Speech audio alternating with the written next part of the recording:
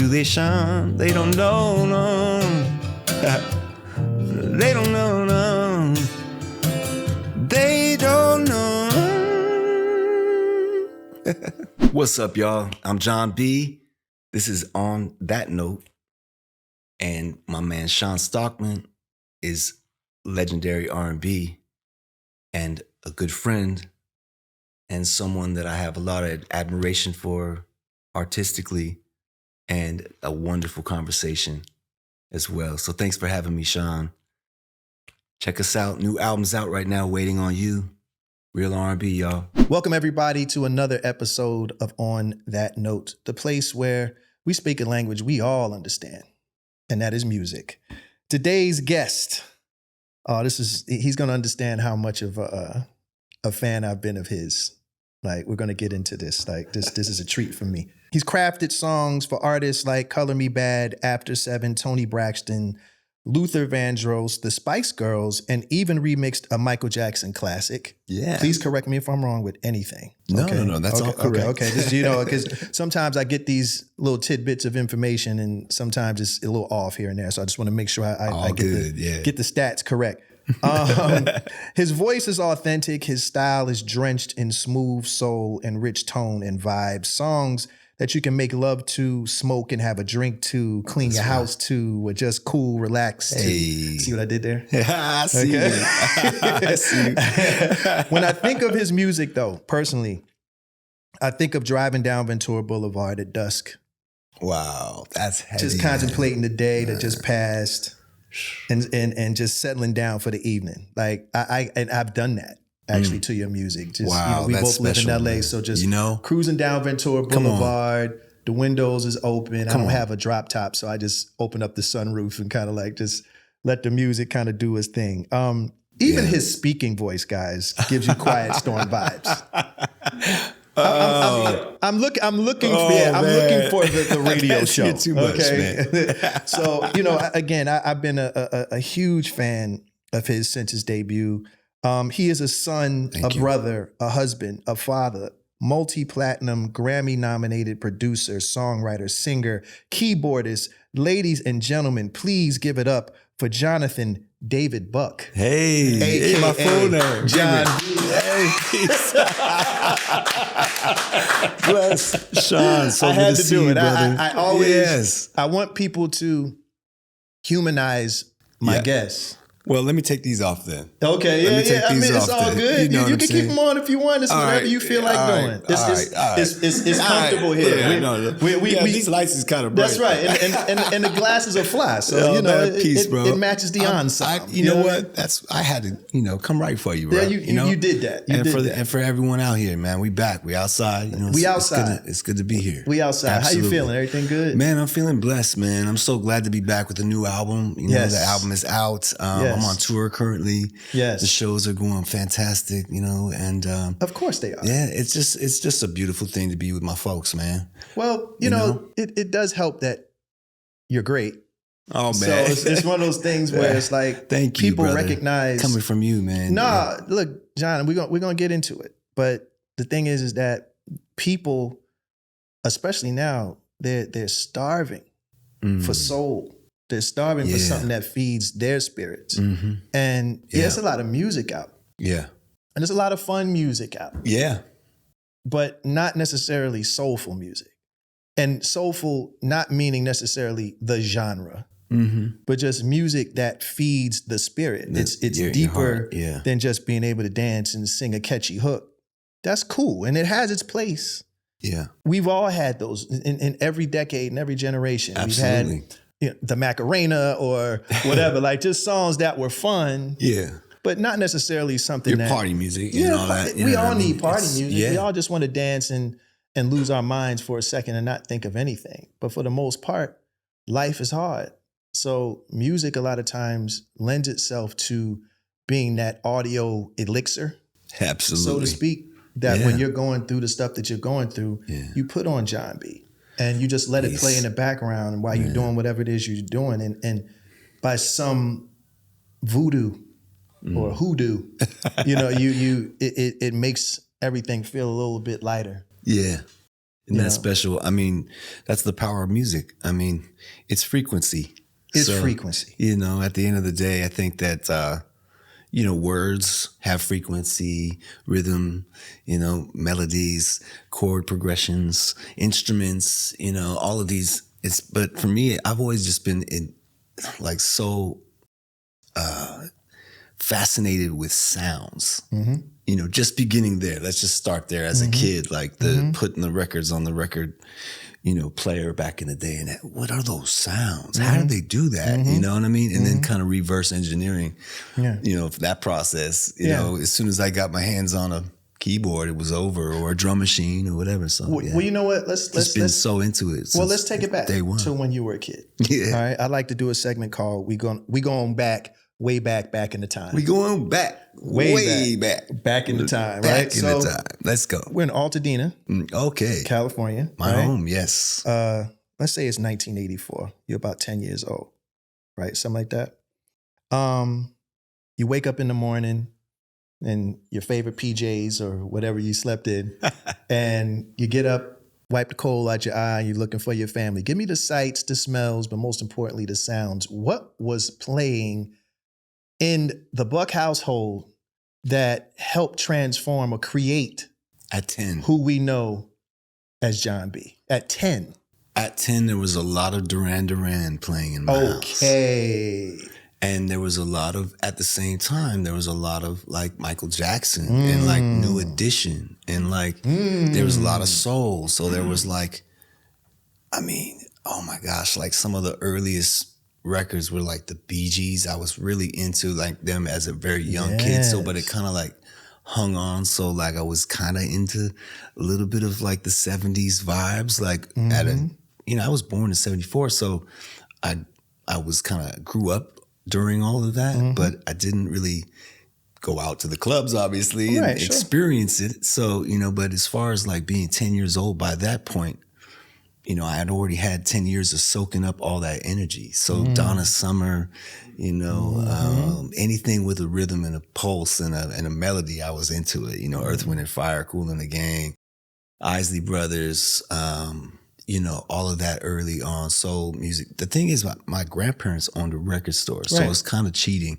At 10, you know, I had a boxes full of records, you know what I mean? Just to go through and just hang out on the floor with my record player and just as a kid, just fantasize about these records and how did they make this music, you know? So lucky to have it was access crazy. to a record shop. They were in Northern California.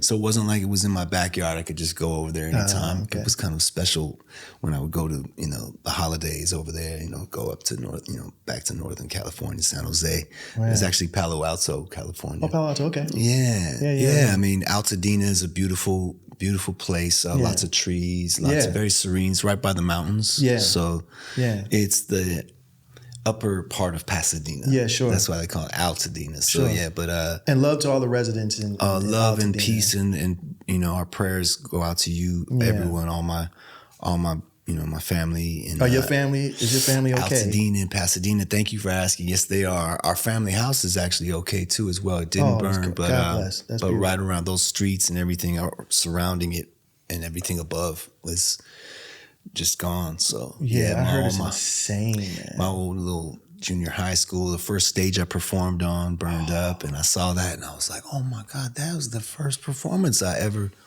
first real, R&B performance really. It was, I remember I wrote a song in, I think it was 8th grade. It was like, I had a whole demo of like about 5 songs I had done for that year, because that year I had made my decision. I'm doing R&B music for real, for like, I'm as a solo artist. Though. Like I just said, I want a group, but I couldn't find anybody else that I could harmonize with. We're going to get into that. Yeah. We're going to get into that because you have layers as far as people know you for who you are, but there are other things that you've done that I found that I think is just as interesting musically and creatively. Thank you. And it kind of delves into your mind state as a lover of music, but we're going to get into that. But let's go back. Your father, David Buck, was a music professor. Yes, at Cal State LA right here. Okay. Your mother, Linda was a concert pianist. Yes, and a teacher Jesus. and a teacher of piano for 35 You were immersed in years. music. Like your sister, at Deborah. the house every day, teaching kids coming and going from my house, and to teach, of course, to be taught by my mom. And Your sister Deborah was a violinist. yes, went to Juilliard for her violin, got her, Gee whiz. doctorate in music. Gee whiz. And your brother Kevin was a cellist. He's a cellist and plays at many, just weddings, and he's always being hired by different people for scoring and playing in film and stuff like that. So sick. Yeah. So you must know some classical pieces. Myself, I'm not a classical guy. Okay. I was the guy who went R&B and everything else. All right. So let me ask you this, because I'm address this, and I address this respectfully because I love you. Mm-hmm. But how did a white boy like you get so fucking funky? I'm trying those records. I'm trying to figure out though, considering all of what I just mentioned. Yeah. Your dad was a professional. Your mother was a professional. Yeah. I'm sure there was classical music played all over the house, yet you delved into Marvin Gaye. How did you make that turn? Stevie Wonder. Stevie. How did you make that turn? And who was playing those songs in your house? We had the records because my grandparents gave me those records. Okay. And they knew, because they were selling so many of certain records, this must be pretty good. Even though I might not listen to this per se, let's see what he thinks of Donna Summer. Let's see what he thinks of Michael Jackson and the Jackson 5. Let's see what he thinks. And these were gifts that were all just selected by my grandparents just randomly. They think I might like it, because they're selling a lot of it in their record store. Wow. So I ended up having all these wonderful records that were gifts for birthdays and Christmas and holidays and everything. So, that was really my first little, window into the world of everything else besides what I was getting at the recitals, and my dad conducted opera, all that stuff. So, sick. But, I think that really was what helped me create my own world with this and my own identity with this. I mean, ever since I was a little kid in elementary school, I've been this guy, you know what I mean? Robbing my dad's, sport coats and rocking t-shirts and jeans, it was just what I mean? And people were like, he's strange. Why is he wearing a fedora in the 6th grade? But I wanted to be like, Ducky from Pretty in Pink. You know what I mean? Like I wanted to be that kid. It was just, I was listening to, every European band, every rock band at the same time, every soul group. So simultaneously, that's who I've always been. You know what I mean? It's both people. It's who you are. It's who you are. And it shows. It's like, respect. There's a lot of people that we can say that kind of prep the role, as Q-Tip says, and really ain't about that life. Don't crap the role. Yeah. You know what I mean? Don't crap the role. You know what I'm saying? Excuse me. Don't crap the role. Like so. It's one of those things where that it's who you are as a person. Like as this is your life, and it shows. What I did with this music industry was use it as an opportunity to meet all of my heroes, to go out and dig even deeper than just being a fan of the music. But how can I get in the same room with those guys? Yeah. How can I get in the same room with that guy? Yeah. And because I knew that I had something special as I was building it. I had to play the piano and figure out how to do the chords and how to sing it, and at the same time once I knew how to do the chords, how to sing on top of the chords and how to write the lyrics down and believe in myself the whole way. So by the time, I got a deal and everything, and I had the close proximity to all of my favorite guys, it's like I just wanted to use that as a moment to be able to say, okay, let's make a mark. This is my chance to make the art that I always wanted to make, and who better to do it with than my favorite guy right here, or my favorite rapper here, or whatever, my favorite producer here, Yeah. And it's just been such a wonderful ride this whole time of being able to collaborate. I know you play the keys. Are there any other instruments that you dabble with? Drums that was actually my first instrument, was the drums. Okay. Well, really the tables and everything I could beat on, you know what I mean? And then I got to the drum set, and it was really, I try to make drums even today. Like I have a lot of live drums on this new album, which is kind of fun. That you played? Yeah. Okay. that I Tell us played. more Yeah, about the album. yeah. Like, what's the name of it? Like, The name of the new album is Waiting on You. okay. And I felt it appropriate, because I've waited 10 years to put this record out. It's been a long time with the touring and, and just really life. Yeah. I mean, we had COVID that happened, everything, the whole, pandemic and everything. So Yeah. it really, we were getting ready to actually put an album out right before all that happened. Oh, wow. And I had a song called Priceless I had put out, and a song called Understand featuring Donnell Jones. Another great one. Yeah, I'm a big Donnell Jones fan. So sure. getting Me to too. collaborate with him on that record was a huge dream come true for me. Yeah. And just, for me, it's like, I want to make the type of moves that I want to see in R&B. Like it's like at this point, we've all been doing this 30 years, some of us plus. And it's like, I just feel like we have more to share now than ever before. Like, Yeah. and the energy can be so much more powerful now. Yeah. As we get older, because I think people expect us to fade away or to sort of get less potent or whatever. It's weird though. That's a weird energy to have, because I've noticed that as you get older, your pen actually gets sharper. Yeah, right. Because you've experienced shit now. Yeah. Like for the most part, when you're a kid, you're almost fascinated with life.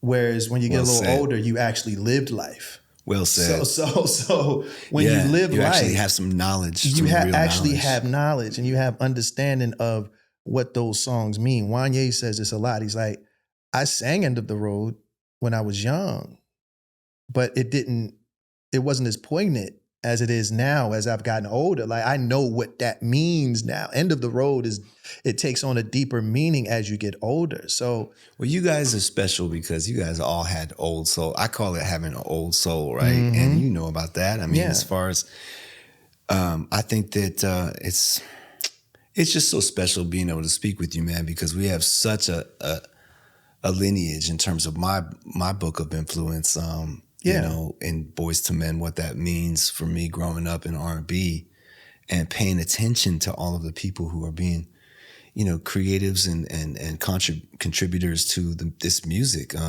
Because I was buying all that music, you know what I mean? Yeah. And learning and sitting down and taking in how you guys put things together. And, I was even there for some of the most crucial records. Really? Yes. Actually, I couldn't wait to speak to you about this today, because I remembered this in my head. I was like, I wonder if he remembers recording that. If he remembers, I know you remember recording it, but I don't know if you remember me being in the room, but I was in the room when you recorded Water Runs Dry. You were there? Yes.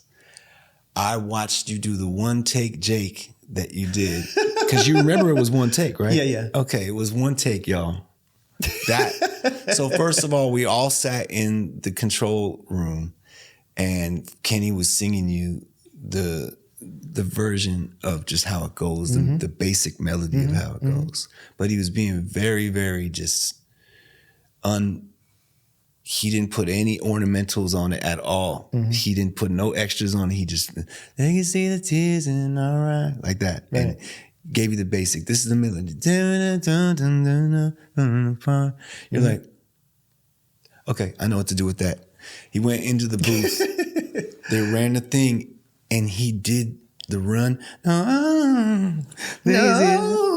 Oh my God! Come on now. All right. It was like you were clowning. And for me, growing up in gospel choir, as far as like, in high school and stuff, and having like friends like Eugene Blackman, Perez Blackman is a huge gospel artist right now. And, but we went to high school together, and he was always doing runs all the time like that. And he was a big fan of yours too as well. So shout out, bro. Thank you. Yeah. Shout out to Perez Blackman. How did you end up in the control room for this record? Why were you there? Well, I was there because I was working with Kenny. I was working with Babyface on my project. And also I was one of the producers that he sort of was keeping close to him, at that time. I was sort of, his wingman on the side, just kind of just paying attention and watching. Of course, he was doing all of this on his own. Yeah. But but projects like TLC, you know, were happening at the same time. I was a part of that as well, and just being in on the session. Lucky as well to be a fly on the wall. Just That's on sick. these So if we sessions. go look at the credits, will we Very see blessed. a Jon B credit in there anywhere? No, not on their stuff, but on the TLC stuff. Yeah, he has given me some credit on that. That's yeah. it. Well, speaking of Face and your project, you're celebrating 30 years of your debut album, Bonafide, right? I'm gonna tell you. I'm gonna tell him a little secret. He's one of the reasons why. This might sound pretentious, and I'm sorry, but he's the reason why I bought a Range Rover. Who, me? Yeah. You don't know that line? Oh. Because I got my Rover outside. Oh, no, The first song, like the Are first you kidding me? like it just sounded so fly to me, right? Yeah. I was like, oh, that's so wild. yeah, I want a Rover outside of a club I always too. I was wanted like, a Range Rover though. Oh man. Range Rover. Before I got a deal, man, and I want to say in 94, I was really, because I met Babyface and I met Tracy and I met, you know, all these different record people and stuff in the game, but nobody had really, you know, hadn't signed yet. So I was just like, but I was like, my game was sharp. I was like, man, I'm about to sign this deal. I'm about to get this bag, and I know the car I want, right? Rather the truck I want, right? And it was a white Range Rover. And at 94, if you had a 94 white Range Rover, the big body John, like that was just, oh man, I'm telling you, it's the reason that I was like, so cold. And there was this guy back in the day who used to do he used to do production in LA, but his specialty was supplying all of the sounds for drum machines and stuff like that. All the you talking about Bruce Borat? Yes, Bruce Forat, but I'm talking Forat still to this day. Big shout, Bruce Forat. Yeah, He's still Bruce the man. Forat. I just talked to him the other day. Yeah, no, I'm talking about Speedy. Do you remember Speedy? Light-skinned Speedy from the Valley. Anyway, he's the man for many times. He supplied all the sounds for like Teddy Riley. Big shout out Speedy, you know, all this. He's OG LA. See, I wish I knew Speedy. Yeah, no, but you probably got some diskettes for your MPC that were made by him anyway. That I got from Bruce Forat would have been up. Oh no, yeah, the Bruce Forat modded MPC 3000s. That's where you got to get one of those if you don't have one. Yeah, but and everything else that he knows about. But no, I mean. We took a sidetrack. No. I was just saying, like, I listened to that album a lot. And you know, the first record, Bonafide. Oh man, you know, it was such a swagged out record. You know what's so crazy? You know what? I love that you would get that because the Philly sound, but growing up, you know, with all your jazzy influences as well, like, you know, all of that.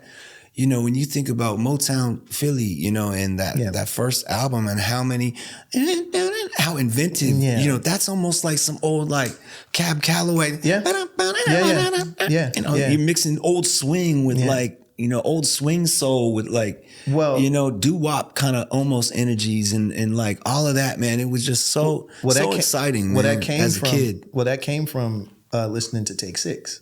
I know. You guys are huge Take Six fans. Huge Take Six fans. So 10, that was all. 8, 7. We tried to do our best impression of Take Six. Oh my gosh. If anybody knows anything about Take Six, they're a progressive gospel a cappella act who are freaking aliens, and they put together some of the craziest harmonies you have ever heard. Oh my gosh. That was so thick and lush and tight. They were the catalyst behind what Boyz II Men became. I see that. Yeah. So a lot of, whenever we had an opportunity to implement some of that influence, we would do that. The countdown, the chromatic scale, and even a doom doom doom da da ya ya. You know, a lot of it was. It's such a trip though, because your texture particularly is you have your own individual texture. I've never heard anyone else with the sound of your voice. Thank you, brother. It's such an interesting combination of different. I want to ask you, who are your influences, man? Wait a minute, I'm interviewing you. I know, but I'm just curious. Like, who was a conversation? It is a conversation. It's not an interview. It's a conversation. I mean, for real though, like, who's like a primary influence? Like, who would be like your Babyface in terms of like, like someone that you really patterned yourself after? When I go back and I think of the songs that or rather the artist that influenced me the most, I say the first person was Michael Jackson. Yeah. His soft vibrato, it would bring me to tears, like the way he sang, and not as a kid and as an adult. Like I had such a connection with him. Was there a particular record, Shawn, that you what loved? record? You know, I used to love the Off the Wall album, but the song "She's Out of My Life." She's Out of My Life. I was gonna say, She's Out of My would bring me to tears as a child. Yeah. You heard the pain in his voice. The pain, yeah. And that imprinted in me. Like me learning how to sing, I always wanted to feel that emotion. So much so, and this is true, sometimes I have to vocally pull my punches on stage. Because if I get too deep in it, I will cry. Yeah, me too, man. Yeah. Like I pull from something so else. Much emotion. Yeah. Like when I sing. So when I'm in my bag, like in the sense of I'm hearing everything right and I can hear my vocals right and stuff like that. And I guess you could say I summon that energy that Michael did, and I will literally have to stop and just sing the song. Like I just sing the song, Shawn. Like I'm talking to myself. Say, just sing the record. Don't get too deep in your bag, because I will cry like a 5-year-old on stage because I'm pulling that out of me. So that's why I say, what you mentioned earlier, like, is frequencies. Yeah. Like frequencies, I don't want to get too deep, but we're 75% water. Right? A lot of people don't understand that. Like we're 3/4 water in our own bodies, right? If you ever seen Jurassic Park and you heard the boom, the Tyrannosaurus Rex coming, and they show that cup of water, it's vibrating, boom, right? Music does the same thing to us. We may not think that, but the water in our body reacts to those frequencies. Yeah. So when you hear a note, that's why it's not a secret that when you hear a certain song or where you hear a certain melody or something like that, it does something to you because it's supposed to. Yeah. Like when it reaches a certain frequency in your body, it vibrates the water in your body, thus causing an emotion. That's why vibrato, the vibration of a song, a voice, a guitar lick, a piano, whatever. Vibes Elect. That's the name of my company, is Vibes Elect. Yeah, it reacts. Vibes Elect music. Your body reacts to those vibrations. It's vibrations, man. So Michael Jackson, just to go back, I'm sorry because I digress. Yeah. MJ was one, and because I had such a soft voice and my demeanor was somewhat soft. Yeah. Not in the, wimpy way, but I was a mellow kid. Yeah. So I was a sensitive kid. So a lot of the songs I used to listen to and what I loved were women. So I would listen to Anita Baker and Whitney Houston. I was going to say, I was waiting to hear the Whitney because there's a lot of neatness that is, I never heard a male do that in a sense of, I would say at that time, it was very, very new and showing so much dexterity in your, with your skill that you have of singing. Thank you. It wasn't a lot of people doing that, like with all of that emotion. I will say, like, I was paying attention to the guys that were singing because, Johnny Gill and New Edition, of course, how inspiring they were, of course, and how important they are to 100% to coming up in R&B and stuff. But it was also, of course, Babyface, like I always say, Jimmy Jam, Terry Lewis, but all of the singers, like at the time that I was paying attention to, that were teaching me different ways of how to use my voice, man. So you were one of the pioneers, man, that really, really helped press the envelope for men, for us, for as what we can do, That always bugs me out to hear because a lot of times, like I said, I'm on stage, I'm just doing me.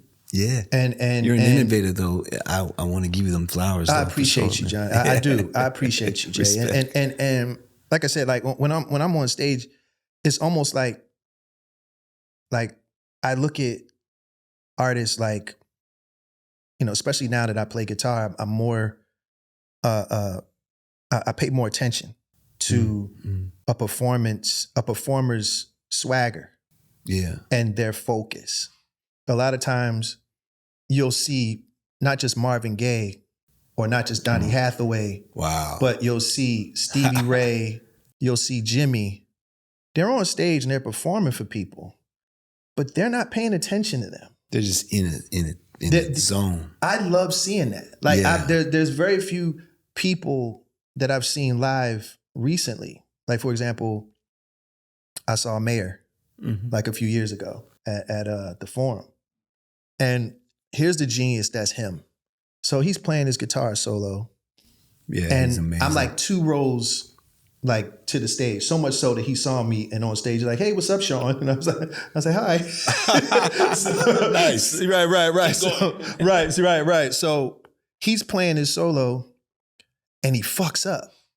And I hear him go, ah. I hear him on stage. That's cool. Yeah. I hear him go, ah. Yeah. Right? That musical.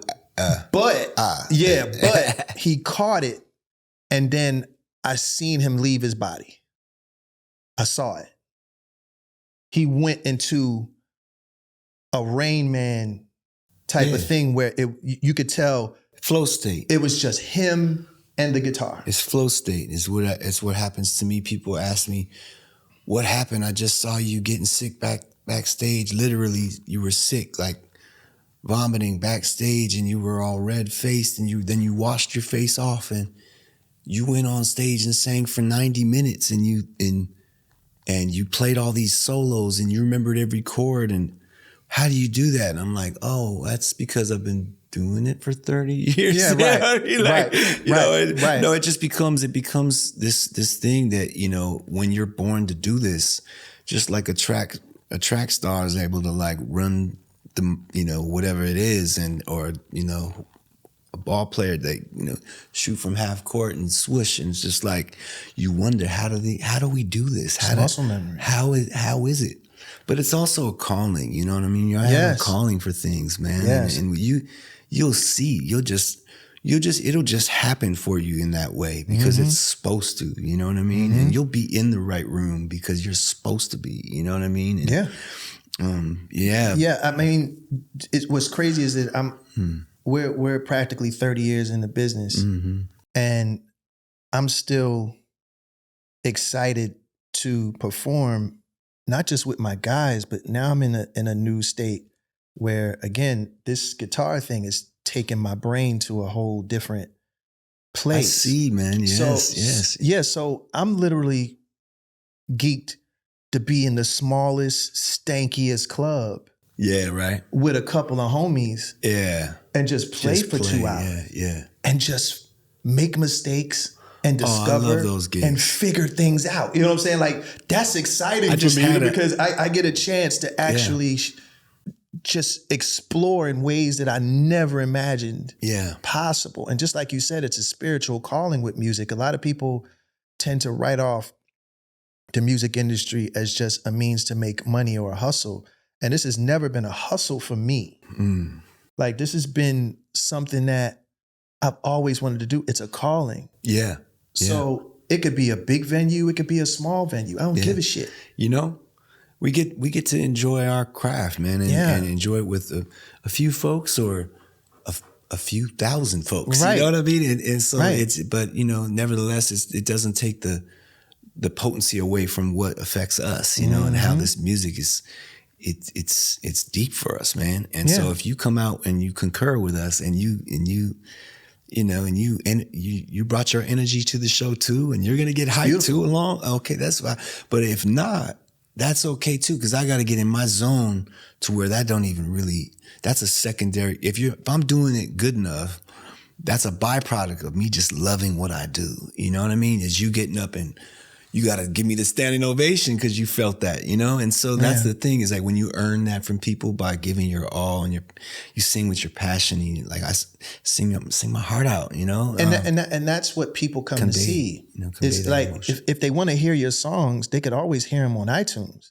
Yeah. But they're coming to experience you. You know? So it's a different feel, yes, it's the same song, but it hits different when you actually see the artist interpreting the record.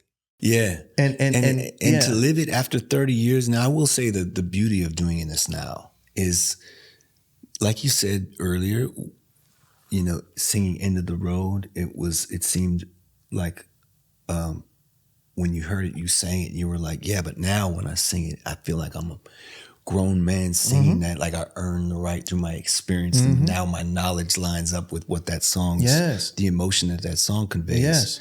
Yes. I completely agree with that statement in saying that the joy of what I get in performing now is that I've seasoned myself in such a way with these emotions that even the slightest little bit of, sometimes is less is more, and I'll have one of those performances where I'll just grab the mic, and this will be my like safety place where I'm just like, I don't need to move around. I just need the microphone and me, and just stand here and just, I don't even need to do a lot with my hands. Just that's it. Just my voice. That's it. And let this song do the heavy lifting for me, you know? Yeah. It's euphoric. Yeah. A lot of my friends would think I was crazy when I say this, but it is the equivalent or not better sometimes than sex.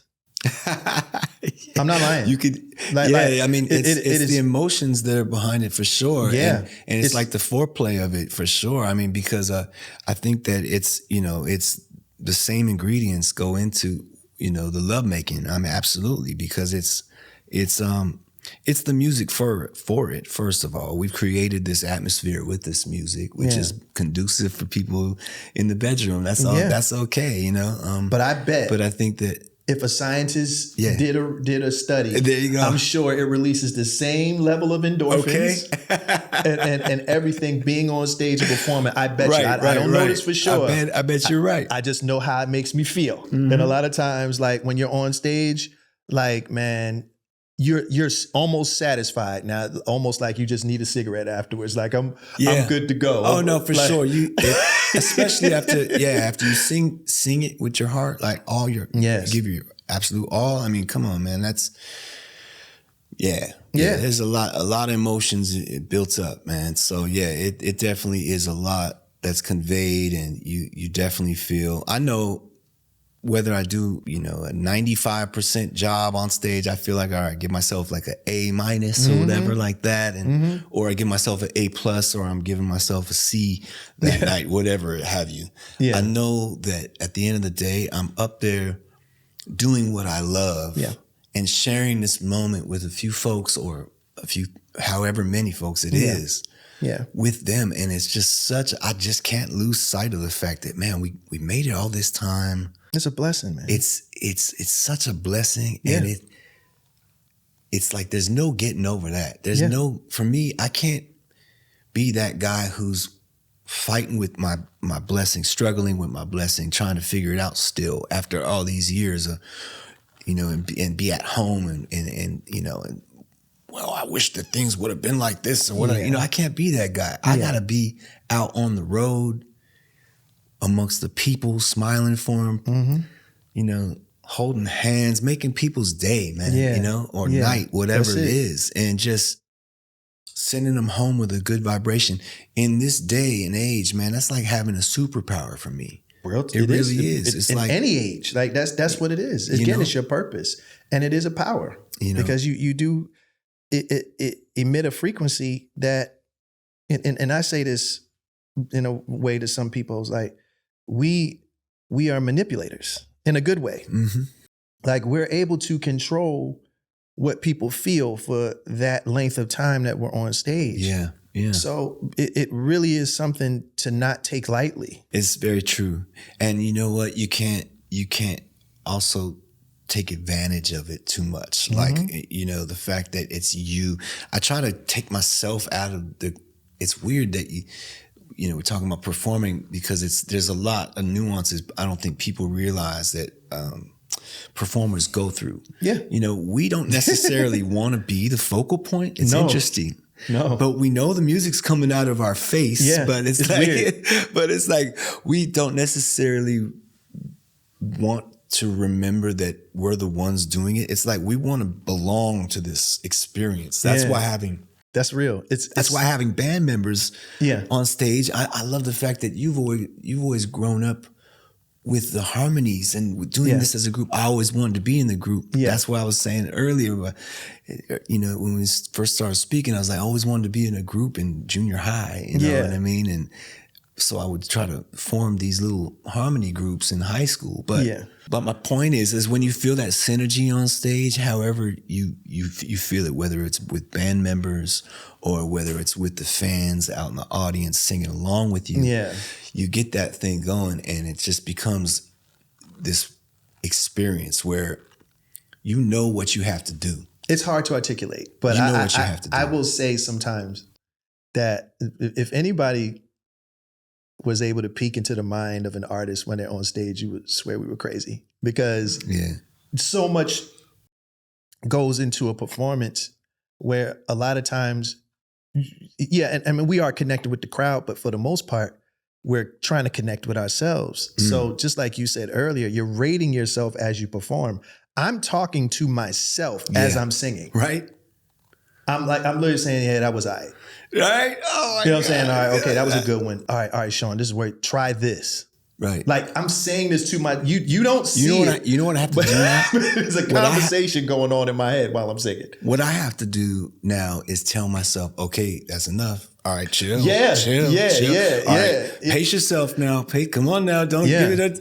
You still got 5 more songs before that one. So listen, what's interesting, it's a lot like a athlete, right? As they're playing a game, they're constantly in real time evaluating their performance. Why did I go right there? Should have 100%. 100%. I had a quick question. If you talked about wanting to be in a group, what group would you be in if you could insert yourself into a group? Any group that's existing. Oh, well, I don't know. I mean, that's a good question. If I could just be the 6th member of Duran Duran all of a sudden. Hell yeah. Why not? I'll be the keyboard player. Yeah. That means you have to change your hairstyle. I'd have to wear it all. Swoosh. I'd have to go straight, wear it all straight into my face. And,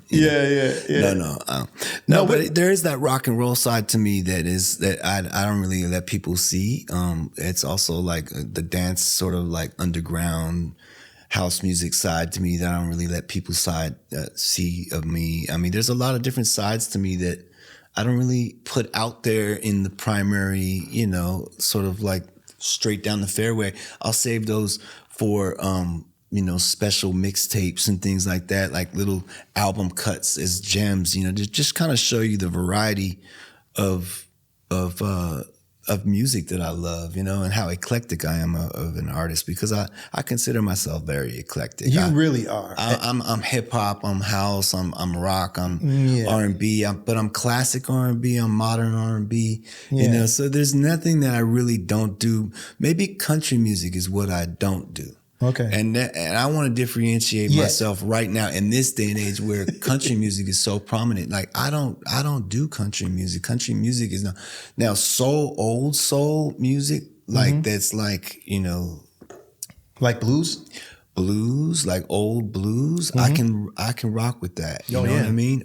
But I just don't do the country twang, that whole too trebly. I don't do the R's, real R's that R thing. Yeah, I don't do that. Like a pirate, huh? No, recently some kid redid They Don't Know. Yeah, I know the kid. He's got the whole R thing and he's got the glasses, some fly glasses, right, and then like this whole swag and everything. And I was just like, okay, but they were like, you should do something with that. And I was like, that's not. I see how that's catching on and everything. That's not my bag at all. As long as you know. I gotta keep it over here with this, like on the soul vibes, and let's differentiate ourselves for real. Like, I really do R&B, and I really live this life. In terms of like, I see a lot of people assimilating because they like the style and they like the way it looks and they like the way it sounds. But do you have friends that are in this life? Do you know anyone that is actually in the this lifestyle because it's a culture. That's the thing about it. And what makes it a culture for me is not just the racial part of it. That has a great deal to do with it. But I will say that what made KRS-One so dope the other day was when he was speaking on what is culture. Culture is the older people listening to the younger people and the younger people listening to the older people. It's the back and forth conversation we're having as like the young people that think they're innovating and doing new stuff that probably are doing something different, a little different. And we're looking at it like, oh, that's a dope little new way of doing that. Cool. But what about this? Right. And then they're going, damn, how'd you do that? That's like real. that? That's and real. And that iron sharpen iron back and forth is what's creating the culture. Yes. And so, that's a beautiful thing to belong to. Yeah. After 30 years for both of us, man. You know what I mean? Speaking of your eclectic mix of things, like going back to Bonafide, it was your debut record. And as a new artist, Face and Tracy gave you a huge amount of freedom in writing and producing. I think with the exception of Pretty Girl and Someone to Love, you wrote the whole record. Yeah. Like was this part of the contract negotiation? And produced all the music. Right. Yeah. So was this a part of the deal? Like, was this something that you had to do? Yeah. I came in as a producer-writer. That's primarily how I came in. I went over to Warner Brothers and had a situation brewing over there where they were really into my songwriting and production, and I kind of got some things brewing over there. And then I went and knocked on this little hole-in-the-wall record label that was, or a production company, I guess what you call it. And it was Yabyum. Yabyum, yep. And it wasn't LaFace, it was Yabyum. So I didn't know. And Babyface, I mean, in terms of, it was her label because he was giving her shot with that, you know what I mean? But at the same time, it was very much that I was dealing with Kenny straight on. Like, you know what I mean? Like there was nobody to get in the way of our interaction. And that's what I loved about this was it wasn't a corporate, it didn't feel corporate in the instance of, even though I went to Epic and I had the board meetings and the big tables and all that, this was just us building as like, Kenny and Tracy as husband and wife, and then me, they're sort of like the protege, you know what I mean? Trying to just be under his wing and just kind of, but at the same time, share what I had. Because what I had was like a little bit of the hip hop and a little bit of all this other eclectic stuff that I was bringing in, with the Duran Duran influence and with all of the other stuff, Sting. And I think that Kenny really related to that sense of being an eclectic person as soon as I came in. Yeah. That's what I felt. Because, I don't want to relate this back to talking about Water Runs Dry, is during that time, what I admired so much about that song was that it reminded me of the Beatles. It reminded me of a more folker R&B kind of acoustic, stripped down with cello and brushed on the drums. Yes. And somehow them brushed it on the drums. I remember Wanye was like, it's like a hip hop Beatles song when he was in the studio. No. That's what he said. And I was like, man, you guys, man, this is like, I've never even heard anyone do any R&B like this. I think if I had to define, and a lot of people might say, well, that's weird because there were bigger records. But if I had to define, if I had to define who Boyz II Men is, I would say that song. Oh my God, that's one of my favorite all-time songs. We never looked at ourselves as just an R&B group. Never. It's so apparent. We only were put in that category because we're Black people. But we never looked at ourselves as just singing R&B music.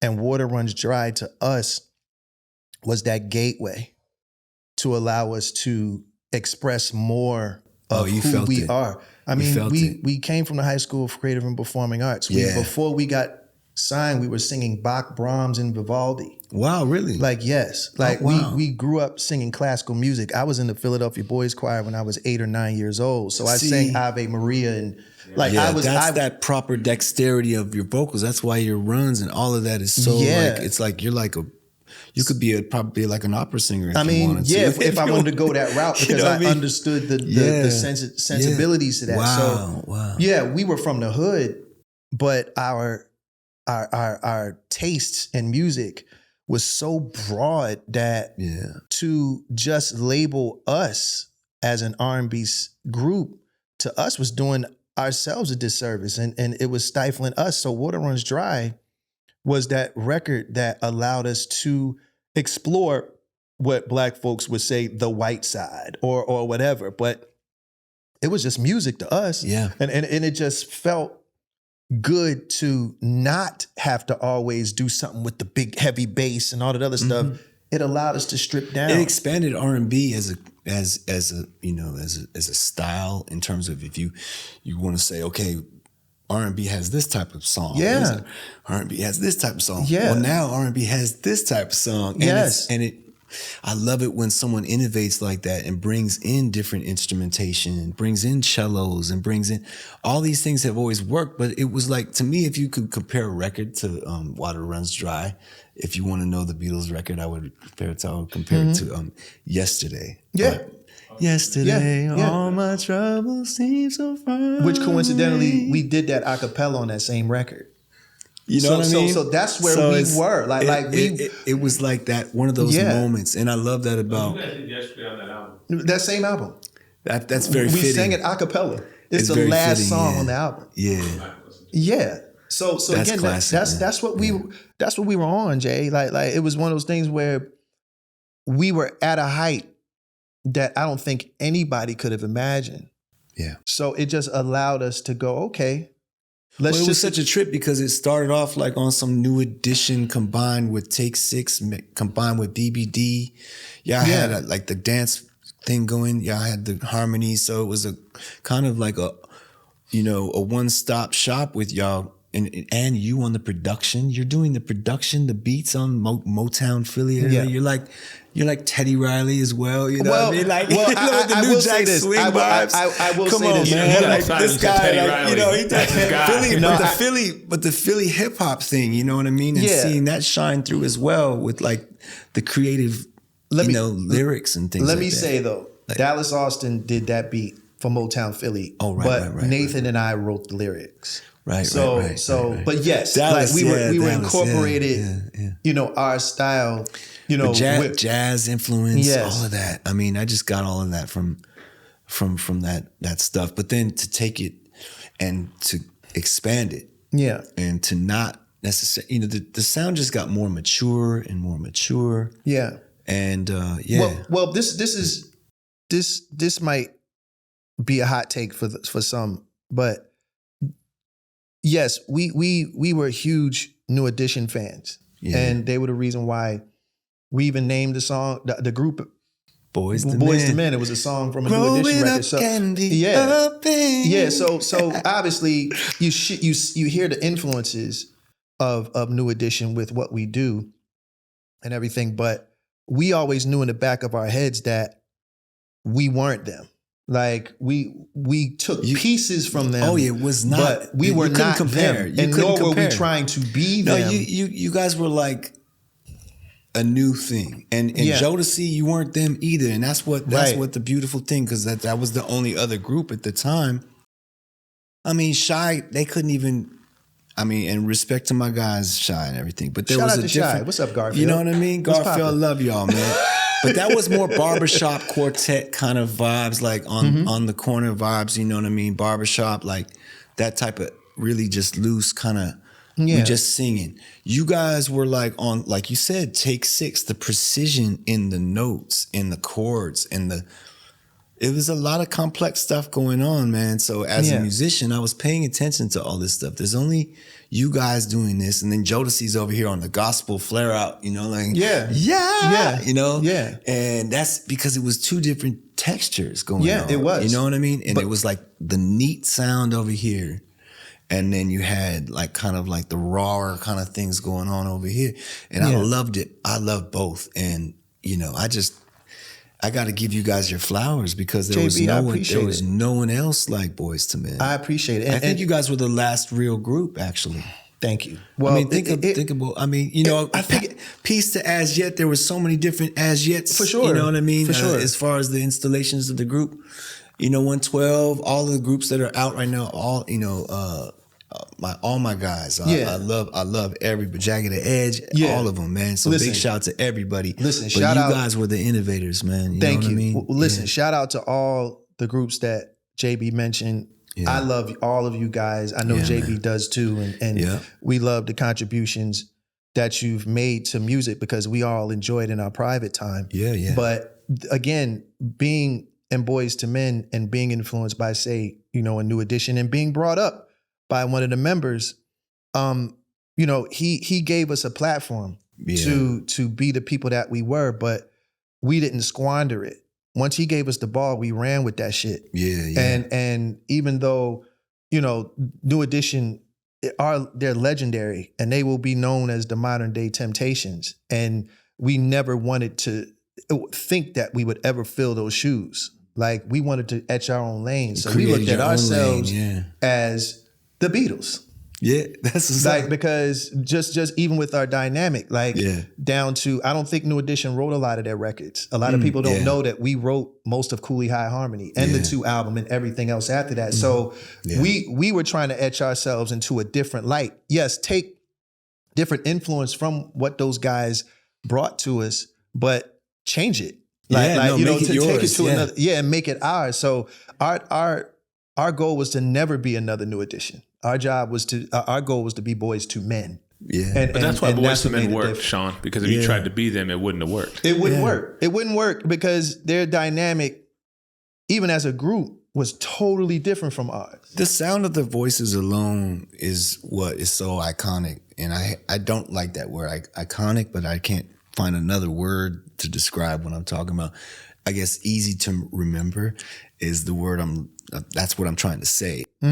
You know, I'm just trying to think of the voices that stand out in the 90s, you know, and just the voices alone. How many collaborations? Your collaboration with Mariah Carey.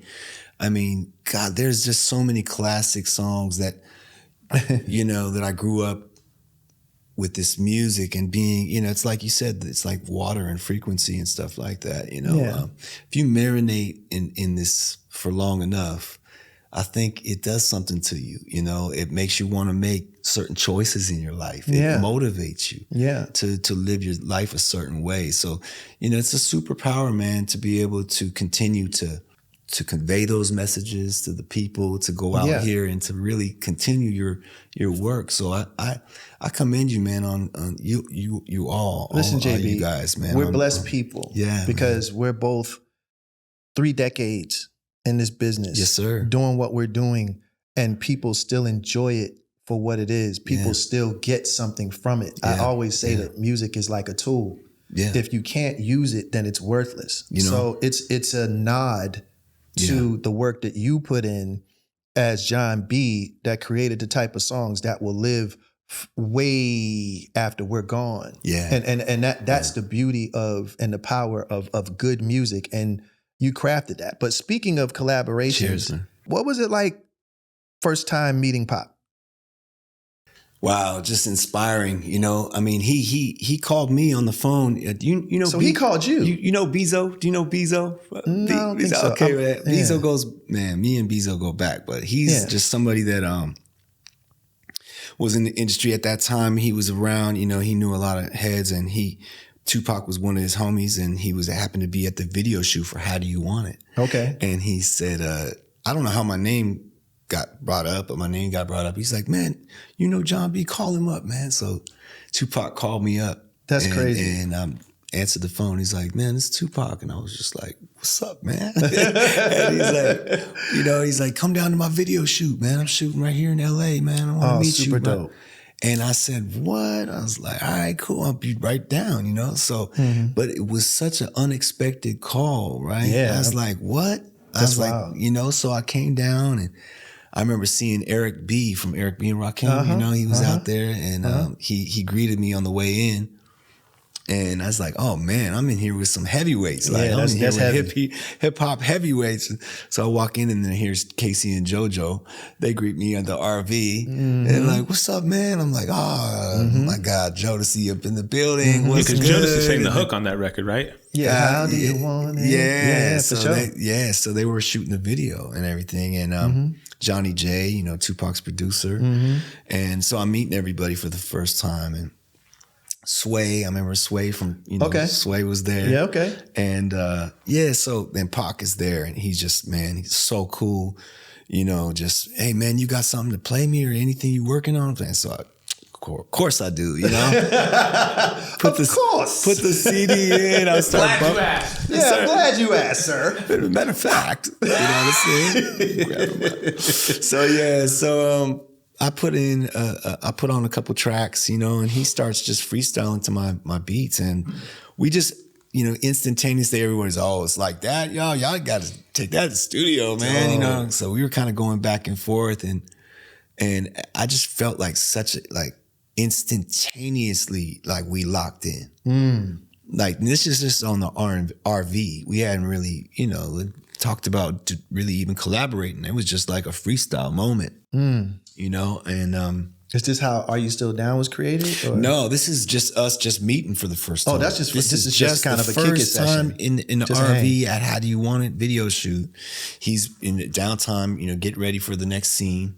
And, you know, he's having like, you know, girls come up on the RV and he's like, hold on, man, I'll be right back. You know what I mean? And be gone, you know, for like a little while, come back in the room and, you know, be like, all right, you know, let's smoking the blunt, you know, and it's, like, what is that, man? You know, that's beat. You know, I got whatever. That's hard, man. That's hard. You know, that's you know. So it's a well-known video, like BTS, like the How Do You Want It, because like Suge was there, right? And there's a lot of B-roll on the internet around that. I wish we could find something, man. No, we could find. I've seen it all. I've never. There's a lot. I don't know if I saw there's you also there. somebody who has footage of Are You Still Down? Us actually cutting the record in the studio. That's crazy. But so if you're watching this, DM us. Yeah, Jon B DM us so we can. that. Yeah, so we need that BTS. I swear I've had discussions with this person, whoever had it before, and I don't know why we don't have this yet, but we need to get it. Yeah, that's gold footage. Now, you know, what was Pac like in the studio? I mean, he's legendary for being like a dynamo of energy in the studio, staying in the studio for days and days and days,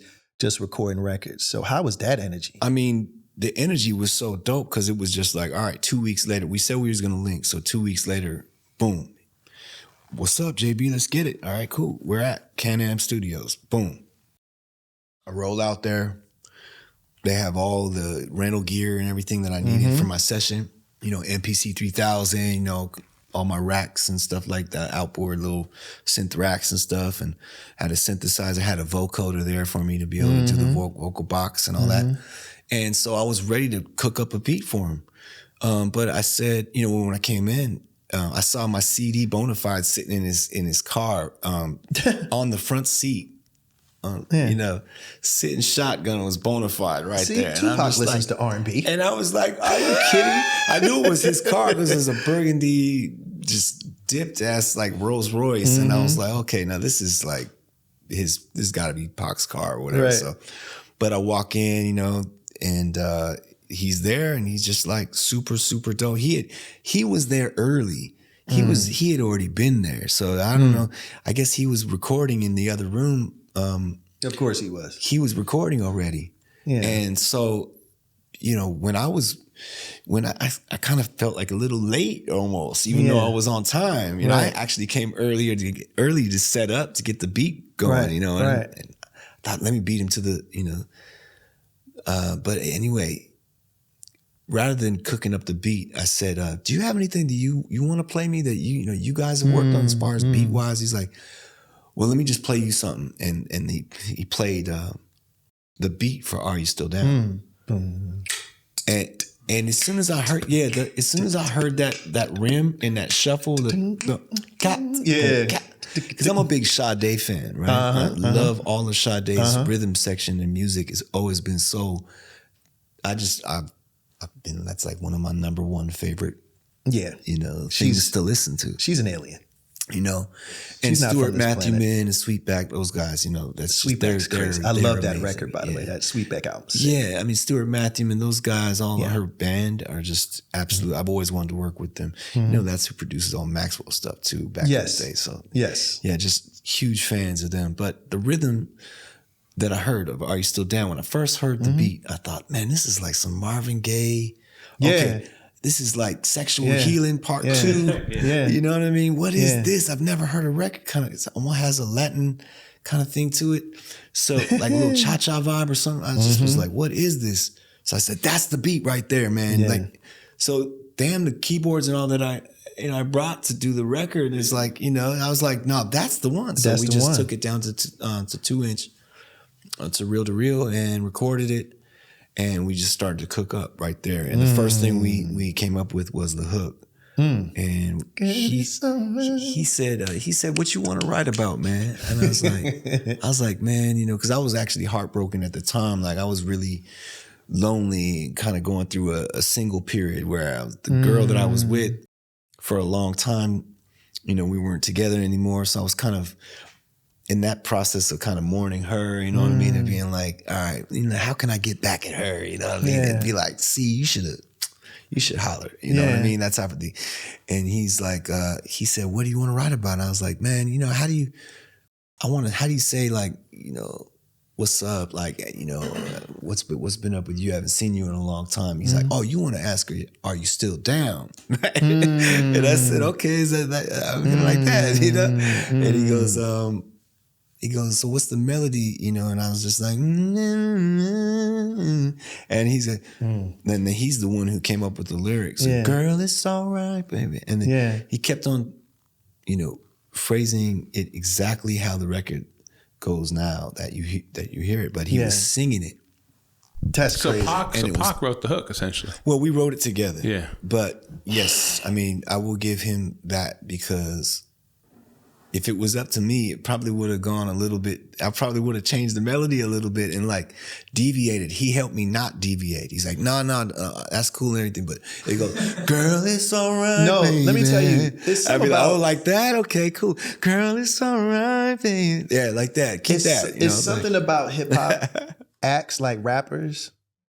They, a lot of times, don't have the gift to do a bunch of singing. So they hold the beauty of melody, and melody's king. I don't care how good you sing. If the people can't sing with you, then the song is useless. You know what I mean? So a lot of the melodies that rappers come up with is so clean and simple that it's perfect. So because they're not doing a bunch of and all that other stuff, like they don't do that. So it's like to be able to kind of just go, girl, it's all right. It was perfect. Yeah. It worked. And that's the beauty of hip hop artists. A lot of times they just trying to get to what feels the most important. Yeah, he was definitely trying to get to what feels, because he was telling me, he was like, I was singing it down and he was like, all right, cool. That's cool. Let's do this from the very beginning. He said, I wanted to just burn from the very, very first note. I want to just feel that you mean it, JB. And I was like, all right, cool, run it. And then that's what you hear.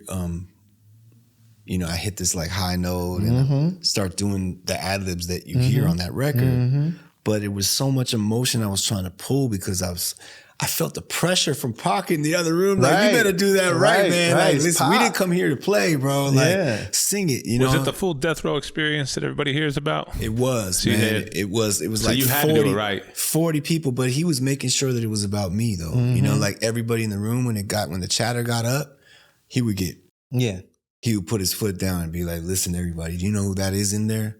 That's Jon B up in there. Let's keep it down. Like, my man's cutting his vocals right now, you know? I just felt like I had known this guy all my life, man. You know, like what we were doing was so important that I didn't even need to. There's no more validation I'll ever need in my life after that session. Pac made me feel like a man in that session. He made me feel like a king. So he has a birthday coming up.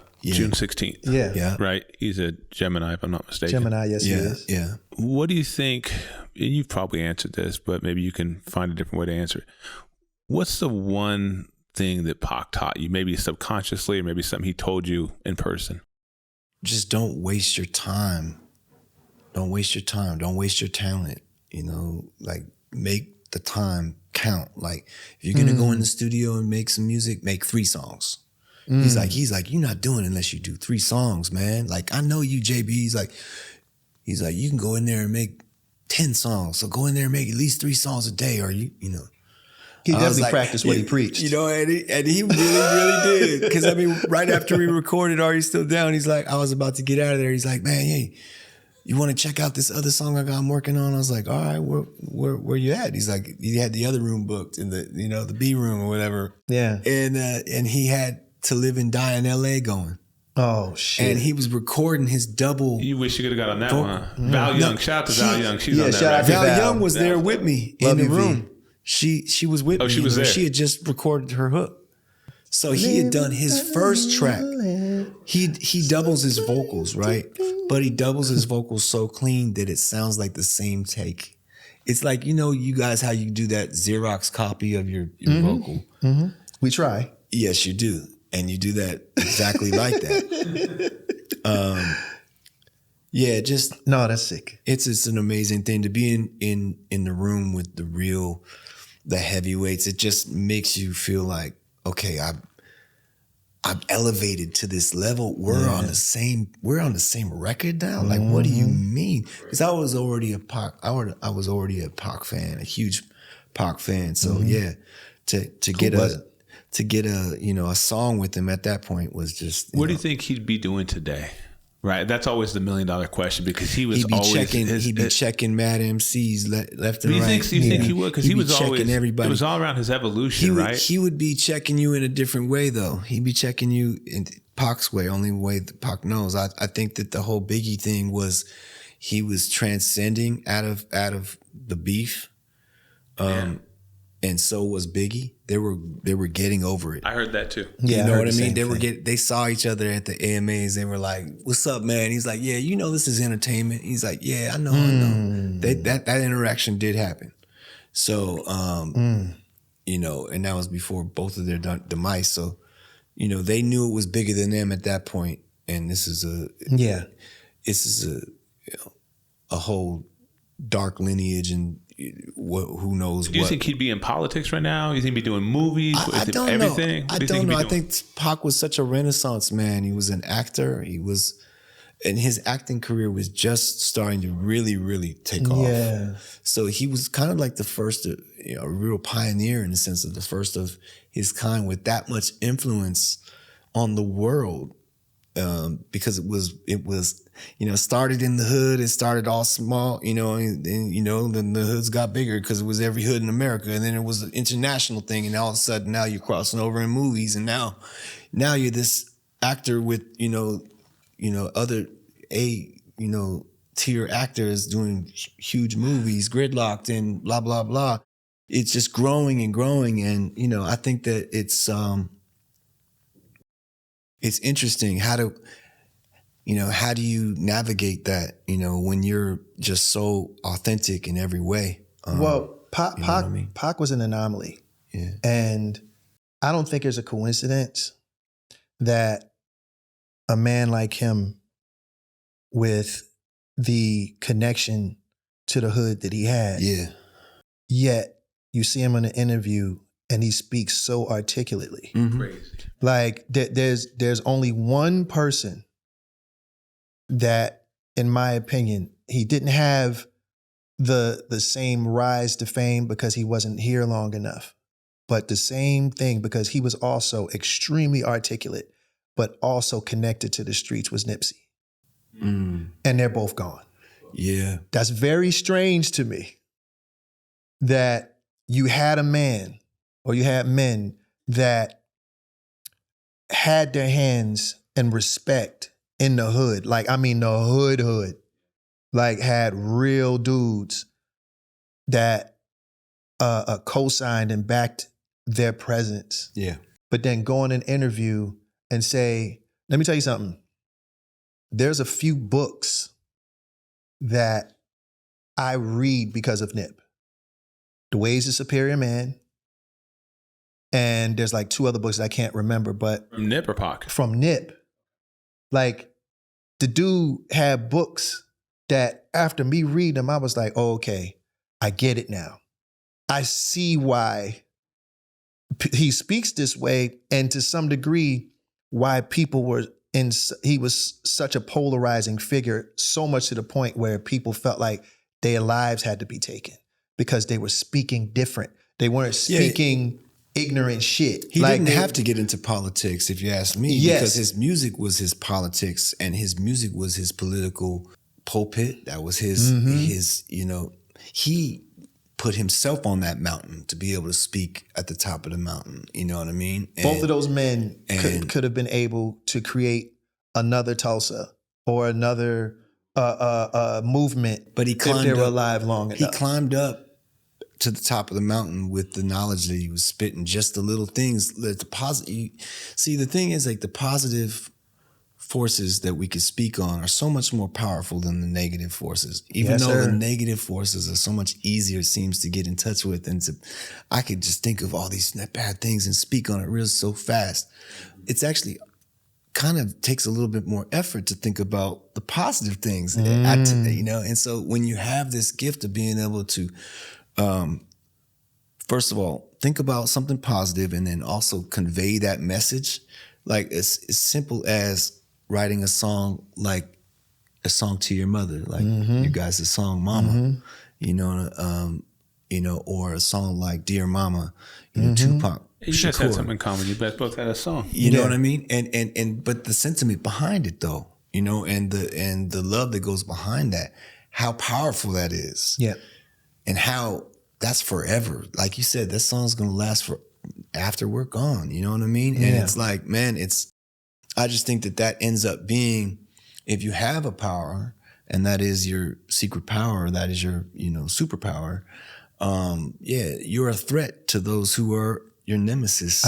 I'm telling you, something to that. I'm telling you, like those men would have changed the world, not just the hood, but the world. Yeah. And unfortunately, they're gone. And that's just like such a strange and disturbing coincidence that these 2 men, these 2 black men who had such an influence on some of the grimiest dudes that you would ever see, the only ones that could probably take those guys and turn them around and make them do something positive, those men are gone. Yeah. I'll never be, that'll always be unsettling to me, but I will say rest in peace to Nip, rest in peace to Pac, but rest in peace to Biggie. He knew what he was, they knew what they were getting, and they were like, they were almost like a death wish, almost like I'm gonna ride the line to the very edge till I fall off that piece. I don't even care because I'm gonna show you what the edge looks like. You know what I mean? And so, when you're testing the laws of the universe, because what you put out comes back, man. You know what I'm saying? And I'm just saying, like, I'm talking about even good. Get ready to inherit what comes with putting out some good vibes too. Watch. There is karma, but there's a such thing as dharma too. Yeah. So it's one of those things where you have to understand that both exist, and it's up to you as an individual on what energy or frequency. Yes. I think this is the word of this conversation. What frequencies you put out in order for you to get those back, because just like a frequency, it reverberates, like it slaps back. What you put out, it comes right back to you. I've noticed that, the podcasting for me is very, very new. It's a newer element. It's much more transparent. It's much more. In the 90s, we were so bent off having some sort of privacy and having this, this sense of like, I'm an artist, so I want to keep my artistry and like make you wonder, a little bit more mystery involved, and that I think helped kind of build a sense of like wonder, in terms of like keeping some things for ourselves, but letting, pulling back those curtains and being on these shows and talking, sharing my opinion about certain things.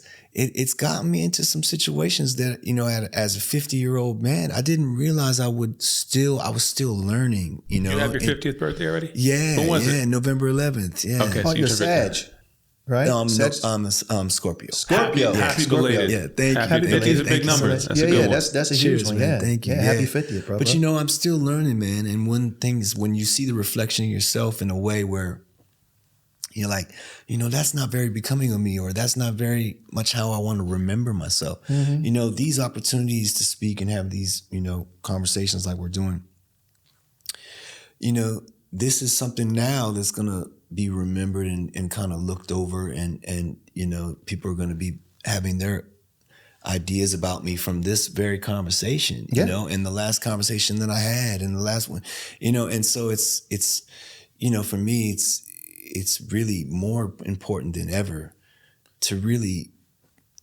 kind of be in the moment and really know what I feel instead of just letting my feelings own me, or whatever that moment of the feeling is, whatever that frequency that might hit me at that moment, and I'm going to just live with that and broadcast that. No, you got to really, really discern what kind of frequencies you want to put out there, because it's so tempting in this day and age when, people are reacting to everything. They're saying, oh man, I can't believe he said that, blah, blah, blah. It's so tempting to go out and just for shock value, go out and say something on some, kind of political level of like, oh, well, such and such, whatever.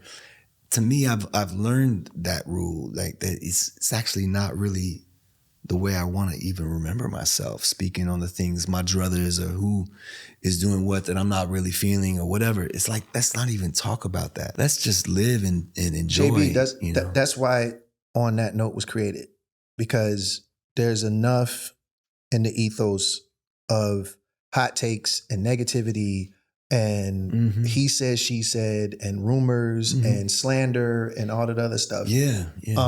Being a human being and being privy to conversations like we're having right now in private, understanding that you, like so many other artists or personalities that's been on this show so far, have developed such a well of knowledge that you're doing the viewer or the listener a service, because we're blessed enough to see the world in a very profound way. And with that, it provides wisdom and unconventional wisdom because of the things that we endure, the people we meet, the situations that we're in, and all that other stuff. Like, how many people can say that they were in a studio with Tupac, one of the most prolific human beings on the planet? That experience alone has its merit in knowledge and wisdom and provocation. So you have to understand that this podcast, or this place, I'd rather say, because it's a podcast now, it might be called something else in a couple of years. So we'll just say this place. Yeah. It is a special one, because I wanted to help create a safe space for artists like yourself to come in and really just chop it up and talk about just your life experiences, because you've seen so much and you're still continuing to see so much that it is a blessing to have a guy like this that you're listening to and that you're watching because of what he's gone through. So you mentioned you sang at Pac's memorial. Yeah. I sang at his memorial, invited by the family, and Mopreem and Set, were there, and his mother, Afeni Shakur, were there, and I sang my heart out, and after, Afeni invited me back to her house, and came back to the house, and we chilled, and I remember just having a really cool little time in the kitchen, just chopping it up, and it was an emotional time. I remember like shedding a tear right in front of her, and she felt me, and I asked her, of course, how she's holding up and everything, and she was, how's everything going after a year of him being gone now, and she's like, come here, let me show you something, and she took me into the room where basically she had all of the pictures of Tupac and her, literally the entire ceiling, the walls, it was all four walls completely covered with pictures. That was just, it was wallpaper of pictures of her and Pac. And I was just like, oh my gosh. Wow. She had a safe where she kept his urn, and she opened up the urn. She opened up the safe and she showed me, she's like, that's my son. And I was just like, oh my gosh. And I bowed my head and I was like, I just thank you so much for showing me this. And I'm so honored. And, I just had tears in my eyes, man. I'm like, I'm giving her a hug and I'm just like, she was the sweetest lady. She showed me around her house. She's like, here's my son's, couch from his apartment what's it called? Westwood. He had an apartment in Westwood. Okay. So he had like one of these black leather couches, and all these swords that he used to collect, like the Conan the Barbarian sword, Excalibur, and all these different swords. So she had all the swords on the side of the ceilings and stuff like that, and the walls. And I was just like, wow, this is such an honor to be here and to meet you guys and to first of all have you vouch for me like this with this song, allow me to have the memory, to live with the memory of your son like this with this record. And she's like, no, he loved that song, John. Yeah. He played that song for me, and he never used to play me his music because it was so much, the lyrics or whatever. It wasn't, he didn't feel like I would appreciate it or whatever. Certain songs he'd play me, but this was the song that he was proud about. So that's why I'm called his album, Are You Still Down? The first album that was released after That's crazy. After his passing that she put together, she called it Are You Still Down? Because that was the last song that he recorded with me in the studio, I know a lot of people look at Tupac as a superhero, which he was. Yeah. But let's not forget, he was a son too. Yeah. And when he passed away, a mother lost a son. Yep. I know we feel like, he belonged to us because of what he contributed to the world of music and to entertainment and just to the culture. But he was a Feeney's first. Yeah, I mean, she was sharing stories with me, man, about him, just as a mother, like that's what made me well up was like, she was humanizing Tupac, this massive, character that we all know, this legend, and she was just like, man, he was just my son. She was like, he would have all these nice clothes, John, and all his friends wouldn't have nice clothes, and he'd just go to the liquor store just to go get a bottle or whatever or something, and he'd make all his friends go into his closet and borrow his clothes and get dressed up in his nice stuff just so they could go to the liquor store, and look a certain way or whatever. I was like, wow, thank you for sharing that story with me, like just being so like candid with me, in every way. And she's awesome. Actually the reason why, the song even came out, because after we recorded the song, 2 weeks later he was shot. Wow. And so to, have the experience of like having this new homie that, I was just completely like, all right, we're about to change the world, man. This song, I remember on my way home rolling the window down and letting the breeze blow, and I was just like thinking, this is my song right here. Like, this is the song. They don't know it yet, but this is the song. Like, and I thought for sure, like, we're going to do a video, you know what I mean? What's the video going to look like? I thought, what's going to happen now? Like, this is out of here. I'm on my way to England, and because I'm going to record out there in a studio just to finish I had this last little creative whim I wanted to try before I wrap up the album and master it. Because Are You Still Down was like the very, very last song that we recorded for my album. Cool Relax was about to come out. And so I'm in England, and I'm in the studio called Air Studios, which is owned by the Beatles. George Martin? George Martin Studios, yeah, exactly. It's an old Catholic church that's been renovated. I've heard of it. I heard it's amazing. Yeah, it's beautiful, beautiful part of England. And they have like an old English pub that connects to the studio. So it's just a wonderful place to record. Wow. And so much music has been recorded in that studio that I'm huge fans of all that music. So I really wanted to record there. And when I was recording, they called me up and they said, Pac got shot. And I said, well, he got shot before. Right. That's what everybody thought. He'll be all right. I said, Bounce back. I'm praying for him, and literally I'm in like this Catholic church with stained glass windows, and you know what I mean? It's like, it's a studio, but I'm in a church.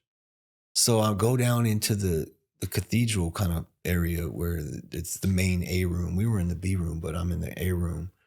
And I'm just listening to my friend tell me about Pac getting shot and he's not doing good. And so every single day we would try to call up to the hospital. We would try to find out what was going on. And then by I think it was the 7th day or something like that. It's like a week later, I remember they told me they took him off life support and he's gone. I was just like, this can't be happening to me right now. Like this is, and I know that's selfish to say, you know what I mean? But I was like, that could not have happened, that I just met this dude like this. And his life gets taken, like his life got taken. He didn't die of natural causes. Right. He died of a violent experience, man. Yeah.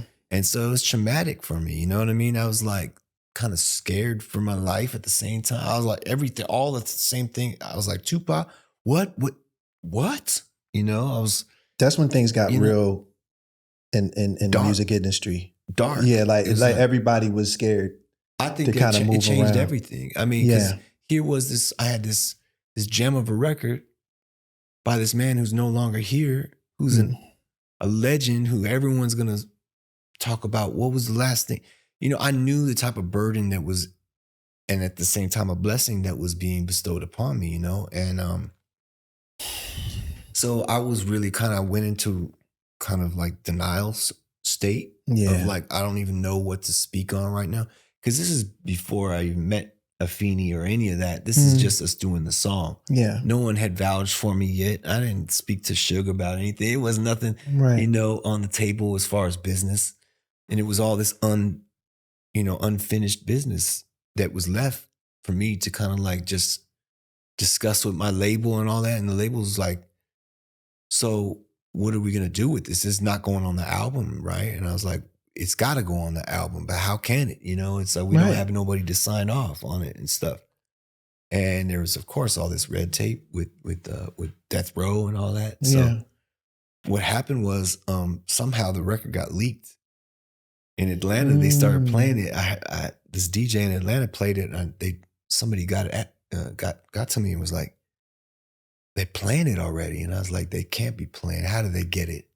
Somebody got it, and it was like a rough mix and everything. Wow! And sometimes rough mixes are the best mixes. It was crazy. So that forced us into the idea of like, let's at least get a good mix of the song. You know what I mean? So if they're gonna play it, let's let them hear it properly. So we went into the mode of like, I'm going to finish this record.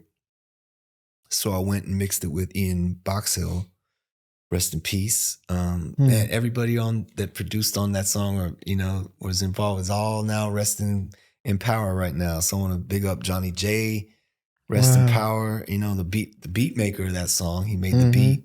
Ian Boxhill, he's the mix. So he's the guy who finished it off and gave it that glistening, perfect little sound that it has, and of course Tupac Shakur. But I mean, it's like, you know, it's definitely one of those things. Like when you do one of those, you sort of see, okay, this is like a tattoo. Can't get rid of this. Yeah, this is a moment that's gonna last forever. It's part of me now. Yeah. So embrace it. The pain and the beautiful part. Yes, and take that like. And rock it like a badge of honor. You know what I'm saying? Like that's where I stand with it. It is not something that I'll ever take for granted or get tired of speaking of or not find some other nuance to speak on because, you know, I was really there. I really lived through that. And it's a beautiful thing to reflect on. Man. And you made a classic. When we made a classic record, and the song is one of my favorite songs to this day. Yeah, it always slaps. And no matter what club you're in or no matter what environment you're in, when that comes on, everybody, it's just that bop that everybody kind of moves thank to. Thank you, man. No, listen, thank you. Thank you, man. The version on your album and on Are You Still Down, is it the same version? Yeah. Because it came out on both your albums, right? Yeah, well, you know, I'm not sure if they put, because the beat itself, I know Tupac used that beat for another song called Tongue Kissing, but I had never heard that beat before. And also a lot of the instrumentation was different. So Johnny J made both of those beats. So that was sort of like a beat that Tongue Kissing hadn't come out yet. It wasn't a record that had been known about. So he was more like, this is a good beat. Let me play it for you. And if you haven't, I know you haven't heard this. So, but it was funny because someone told me that. They were like, that's the beat from Tongue Kiss. And I was like, no, I never heard that before. Right. I never heard that beat before. But it was meant to be Are You Still Down? It was meant to be Are You Still Down? Is Tongue Kissing a single? Was it a single?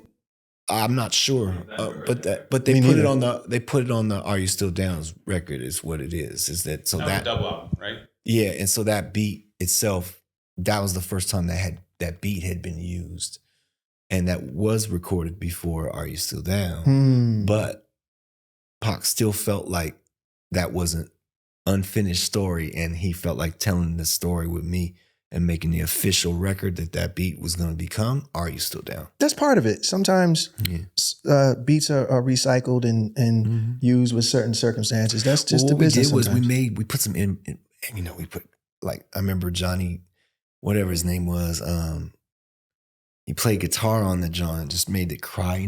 That swell. It wasn't guitar. Jubu, was it? It wasn't Jubu. Okay.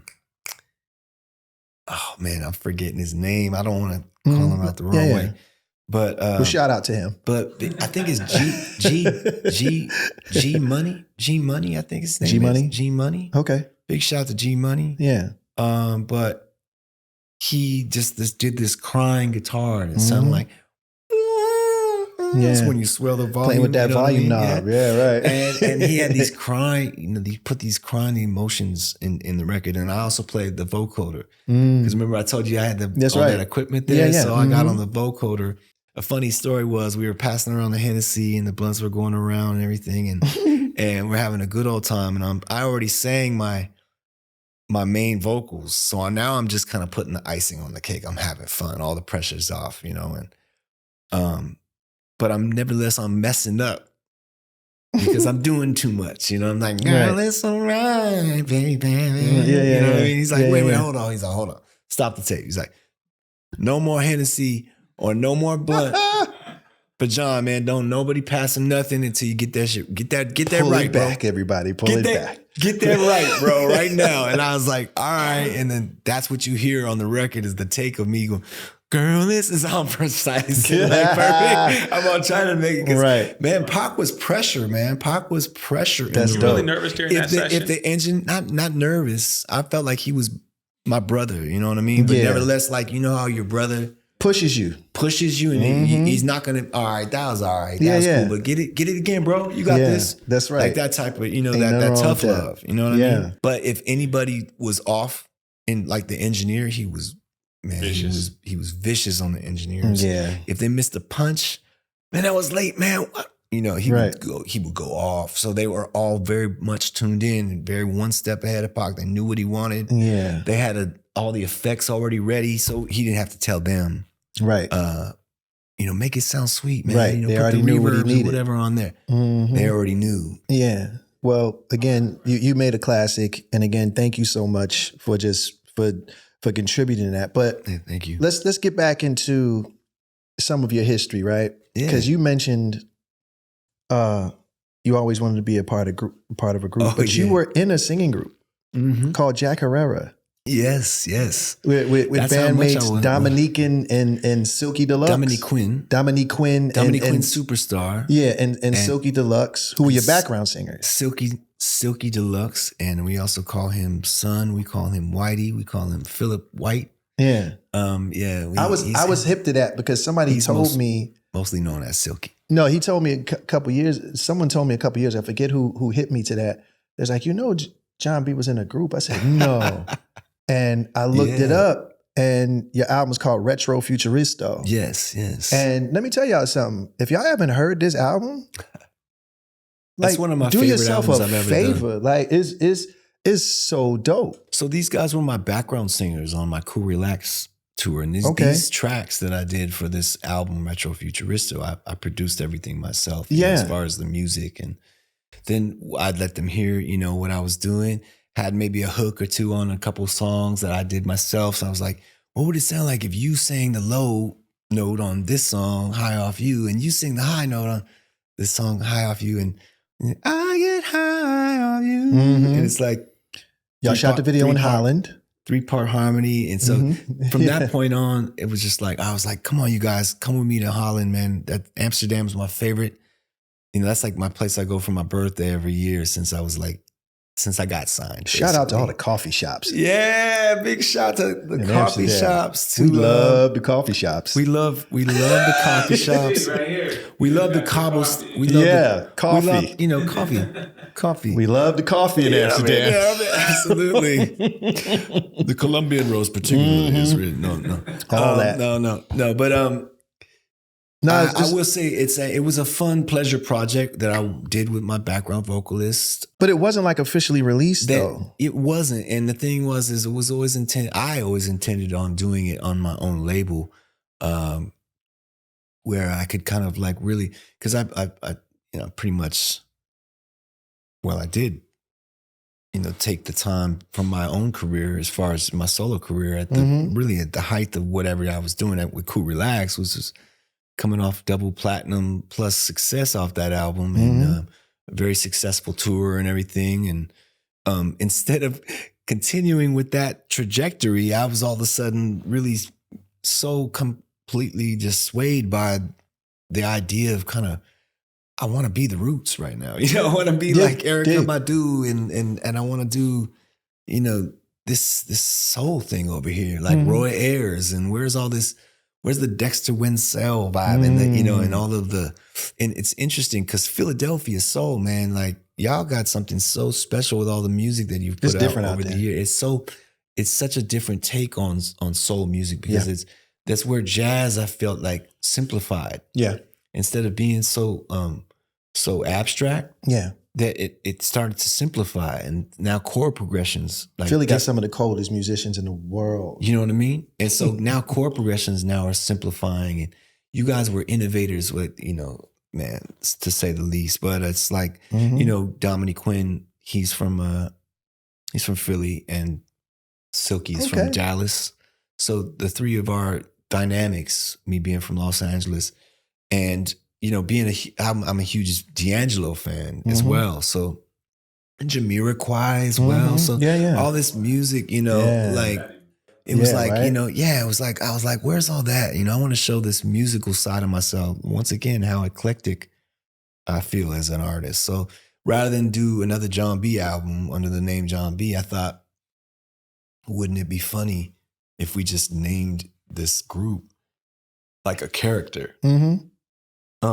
The silent member of this group is Jack Herrera. And so Jack Herrera really represents all three of us. But in terms of where we got the name from, we were actually in a coffee shop and in Amsterdam, and one of the coffees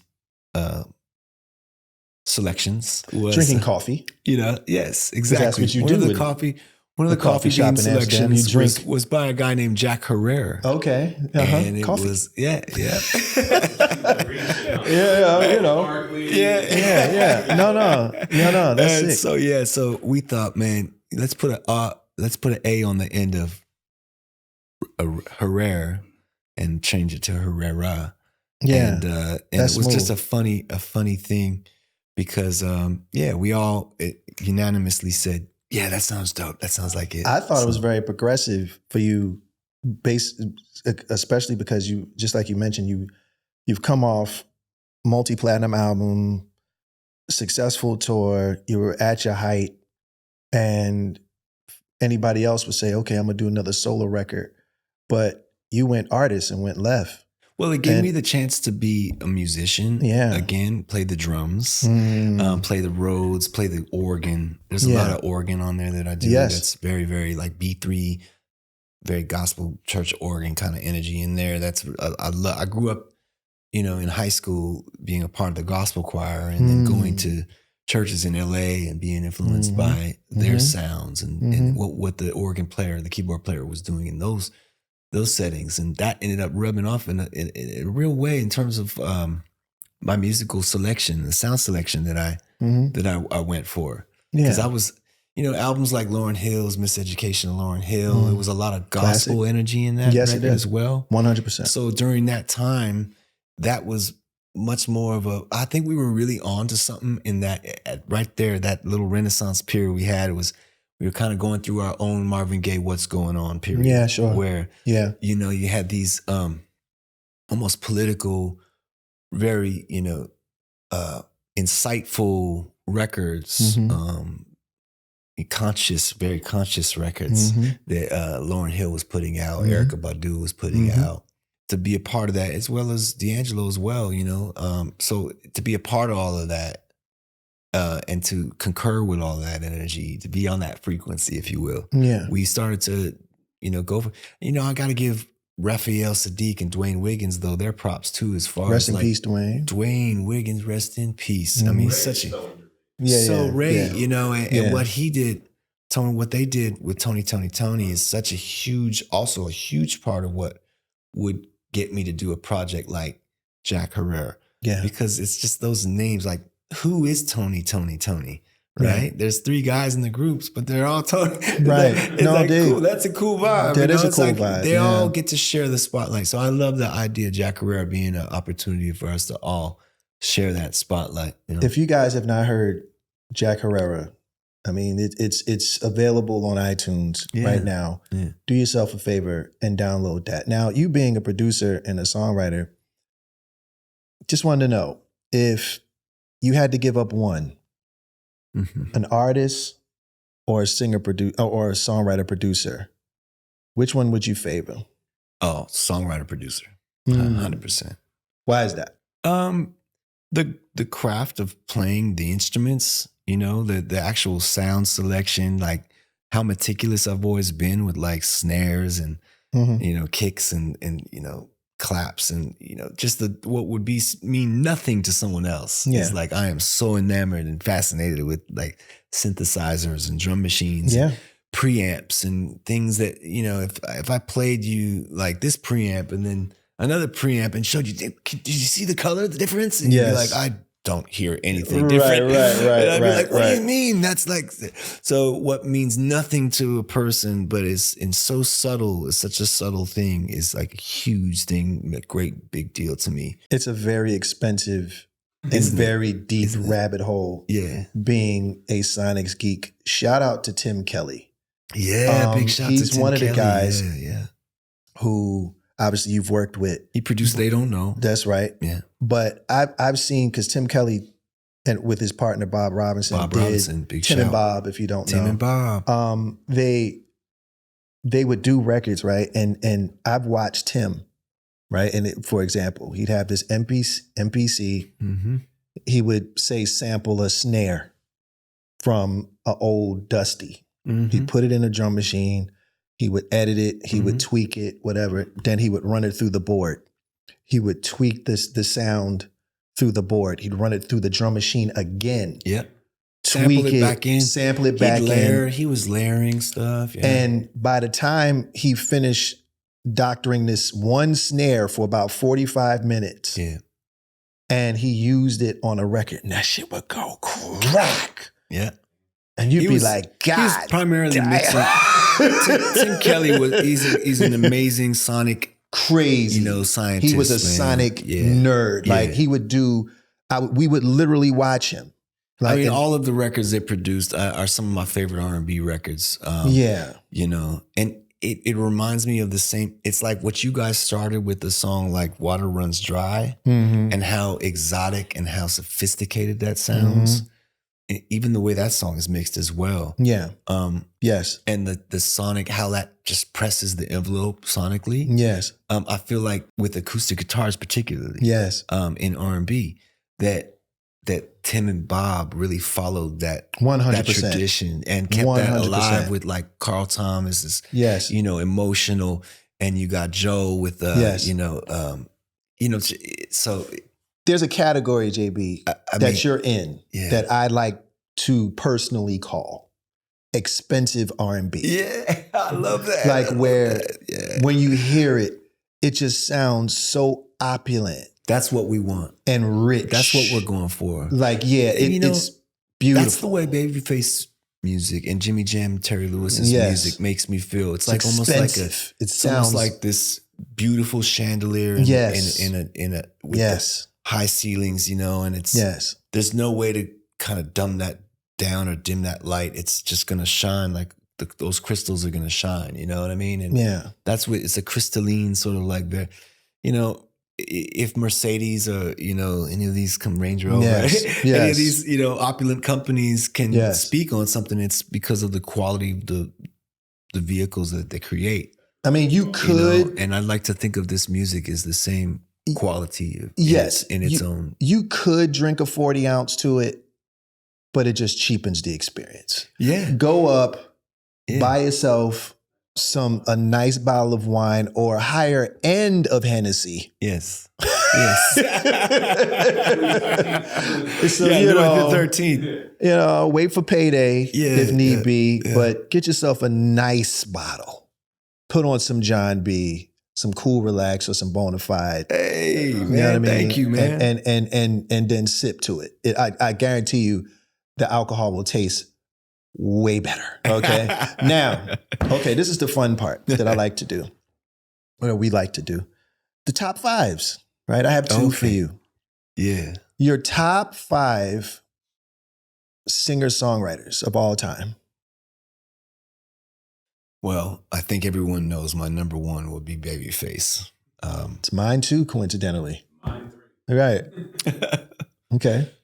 And so you said singer-songwriters? Singer-songwriters. There's a few out there that a lot of people don't really know. And you can go back. Well, Stevie is the beginning for there me. You go. He's before Babyface because I discovered him first. Mm-hmm. Mm-hmm. Ebony and ivory together in perfect harmony, side by side on my piano keyboard. Oh Lord, why don't we? You know what I'm talking about? That's what we grew up on. Right, exactly. And then those are the frequencies we grew up on. Yes, sir. Man. So yes, sir. Man. But I mean, you got Stevie, Face. I will say, singer-songwriter. There's a few. D'Angelo, man. Okay. D'Angelo. Boom. There it is. Modern day kind of, Marvin Gaye, you know what I'm saying? Okay, that's 4. You got one more. I'm glad I said D'Angelo because I never mentioned him enough. And a lot of people, that's weird. Heavyweight influence for me. He's sick. He's like the other Prince. He's like the Prince from the hood. Like, you know what I'm saying? Like the Prince, you know what I mean? The Prince that you would just kick it with, who didn't wear all the crazy Prince Jenkins. stuff. Like Prince's cousin, like, you know what I mean? Right. But they just thought the same, or they went to the same church, you know what I mean? So whatever Prince handed him was just it's such a gift with the stacked harmonies when he would back himself up with his backgrounds. Yes. So big up D'Angelo. Yes. One more. One more. That's man. The list goes on and on. Yeah, it does. It does. You can go crazy with this. Okay, let me see. This last one's got to be real good though. Do it. I mean, it ain't got to be in a specific order. It's just more so who you think of. I think of Sting. When I really I think of Sting. Yeah. I'm telling you, Sting talk about a guitar player and bass player, the whole Sting is the shit. Yeah, and I can see someone like you relating to Sting. 100%. Yeah, I would imagine. So, 100%. I love records Sting. like Nothing Like the Sun. Yep. When he had the song "Shape of My Heart," which has been sampled so much, and that chord progression is so beautiful. Yeah, but that really, is kind of like the father to my style in terms of if I had a style, I would say of a record that I think I've been kind of most well known for. It's those records that tell a story, but with a guitar, a little bit of guitar in there. Because when you think of They Don't Know, you think of bing, ding, ding, ding, ding, ding, that little guitar line, and then me telling the story on top. Yep, that's right. And so it's been a theme kind of that I've allowed to really be sort of like my MO, man. You know, Yeah. you can always count on my records to have a little guitar in there Yeah. over a groove, and I'm telling you a story. No, shout out to Sting. That's a good one. Because But that's where I got that from. Man. Fragile is probably my favorite Fragile, yeah. Sting record. Like, yeah. amazing. Okay, Hands one down, more. hands down. Top 5 bands. Oh, wow. Okay. Number 1 favorite band, Duran Duran. Okay, we kind of figured that. Number 1 favorite band. Still to this day, I go to their shows to see the resilience of these guys as artists. First of all, Simon as a lead, as a vocalist, his voice is like no other in rock music and just in music is in general, because they're not just a rock band. They're like an everything band. What a lot of people don't know about Duran Duran is that 3 of the members branched off and did a side project called Arcadia. I love Arcadia. It's So one of my Red favorite. the Rose. Oh my God, you know about this, bro. Oh, come on, This man. is Stop so it. Dope. That's one of my I told you, like albums listen, of all time. one of the dopest It's records Arcadia. ever. Lady Ice. I love Lady. I love Keep Me in the Dark. Keep Me in the Dark is dope too. I love Goodbye is Forever on that album. Yeah. Election Day is an amazing song. Some of the best production ever. Yeah. Super dope. And this is when they were And being then Power Station as well as was dope at the same time with Robert Palmer, and they had, you know, those records. So you got Duran Duran, let's say Power Station, 3 more. Arcadia. Well, no, I mean, I would say One of the same. I could One of the same. Okay. Yeah, they're all. I put them all in the Duran Duran category. Okay. So that's one. Duran Duran. I say Chic. Number 2 is absolutely Yeah. one of the greatest band. Rhythm section, Bernard Edwards on bass, like the And most the guy, what's his name? I think it's Nile. Some guy named Nile. Yeah, this guy Nile Rodgers? something. Yeah, I think so. He was a pretty good guitarist. He's all right. He's kind of quite a he's guitarist, decent. isn't he? I've heard he did some other kind of big records too. I think so. A guy named David Bowie. Yeah, look it A up. song called Fame or something. Yeah, look it up. Let's dance. Let's dance. Yeah, right? yeah. That's right. Yeah, Let's Dance, I think. I'm getting my One of history those right. tunes. One of those tunes. Yeah, he's all right. Look him up. You might like a couple of his records. I mean, you know, Earth, Wind, and Fire is like still like one of the greatest bands of all time in terms of like arrangements, in terms of the vocals, in terms of the message. You know what I mean? Yeah. That's 3. You know, it's interesting. The Beatles is not going to be on my list. Okay, that's fine. It's not. I'm sorry, but they're not. I love Paul McCartney. I'd love to collaborate with them. They're great songwriters. They are great songwriters. However, they're very, very.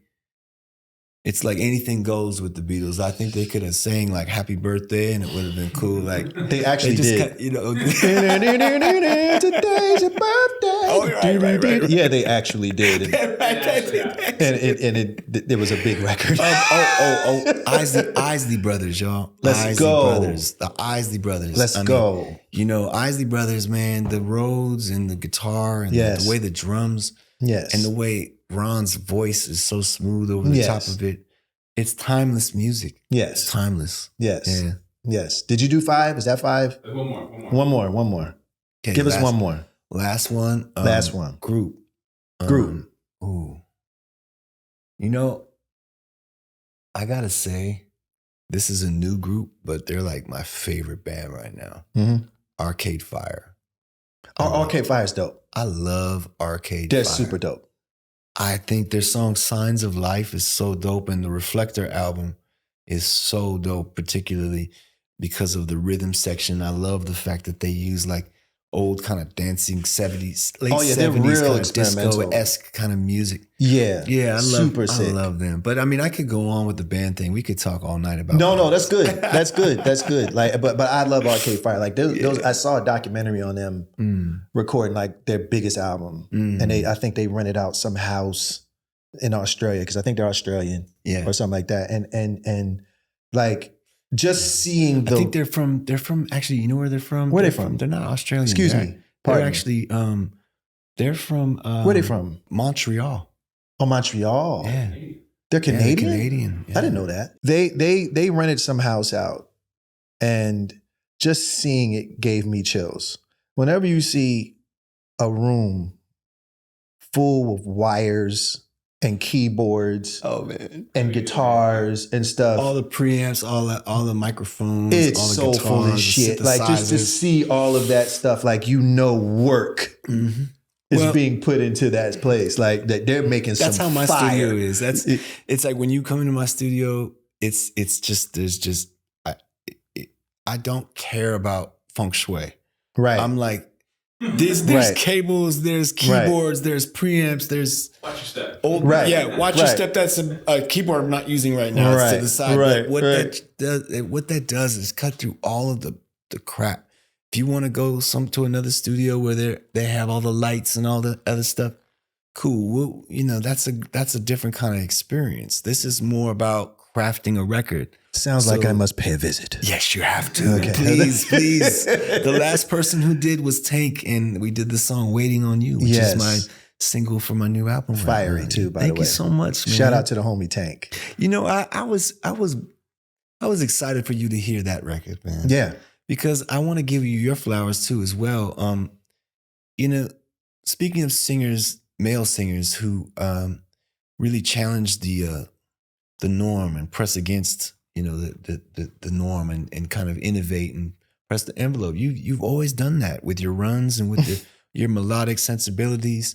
So you've been sort of a teacher for me, man. Oh, you know Jay, what I mean? come on, man. And no, it really is. and songs like "Waiting on You," when I do my intro on that song, and I'm like, I can't sing it live like he can. When he opens, he's like a bird. It's just like it just falls out, man, perfectly. Oh, bro, but thank you. I'm a little more, it's not, it's a different thing. But when I do get it right, I get it right. And Yeah, I know you do. Stop it. When in that beginning of that record, I do this little run thing there. And I just think I really think, man, if it wasn't for singers like you, even to get me to think that way, I wouldn't know to even do things like that. Bro. So yeah, there was no one else before you that went up into that register Yeah. and falsetto, did like falsetto runs like that. Like that's so incredible, bro. So I gotta give you your flowers. Thank you, man. brother. Yeah, man. It lends itself to being in a group with someone like Wanye, who's stratospheric naturally. Like I can't do that. His like, full voice is like his full voice is ridiculous. So I could never do that. So I had to compensate in some way to reach those same notes, but in a sweeter way. And like I mentioned before, because a lot of my influences were females, I've always liked the softer, floaty, fluttery, type of approach to singing. It just was more soulful for me, for my body, for the water in my body. Yeah. Like it just resonated a lot more. Yeah. So, bro, thank you. But check this out. I always like to end our interview this way. What's your favorite restaurant? I would say the Ivy here in Santa Monica. The Ivy's dope. I like that restaurant. Okay. Cool. Yeah. Right. So, all right, let's say you're headed to the Ivy, you get in, you get your favorite table, you sit down, about to have yourself a nice salad, whatever, with some water with lime. See, we're going full LA right now. Yeah, this is really, really LA right here. He's describing the appetizer. Yes, this is Los Angeles vibes I gotta here. have me some lobster Okay, pasta. yes, exactly. But as you're about to eat, in walks in young Jonathan Buck from many, many years prior. He was looking for you. He wanted to know what advice, what type of wisdom you can glean onto him to look forward to in the future. He sits down across from you. So what would you say, the older Jon B, say to the younger Jon B? I'd say, John, keep believing in yourself and don't compromise yourself for anyone, because even though it may take longer to get what you know you deserve, you're going to get it in the end. It may seem like it takes longer for you, but because you're the real thing, hold on to it and don't let nobody steal your talent from you, by making you think that you need to be something that you're not. So just be resilient and continue to believe, because it'll all be worth it in the end, you know. And here I am 30 years later, you know, from this, and I'm still here, and it's taken a lot of strength. It's taken a lot of resilience. And if I wasn't my greatest fan, I'd say be your biggest fan. Continue to be the one who believes the most in you. Don't look for validation from others. I would be like, let this resonate in you the same way it's resonating in you now when you're 30 years into it, that it resonate the same way. So the person that you are right here as a young man, you will always be this young man, no matter how old you get. I think that holds equity, considering where you are now. Cheers, bro. Thank you, man. And on that note, folks, Yeah. this has been another amazing episode of On That Note. I'd like to thank my esteemed guest, Mr. Jon B. Thank you, my brother. Thank you so much. You should know by now. We go there. That's gonna take a lot of trust from you for us to make it through. But you should know, baby, you're my angel, and nothing's gonna make you fall from heaven.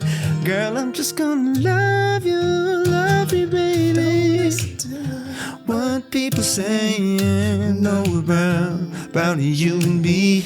Put it out your mind, cause it's jealousy. They don't know about this. Yeah. Don't listen to what the people saying about you and me. Put it out your mind, cause jealousy. They don't know about this. Yeah, you're my angel.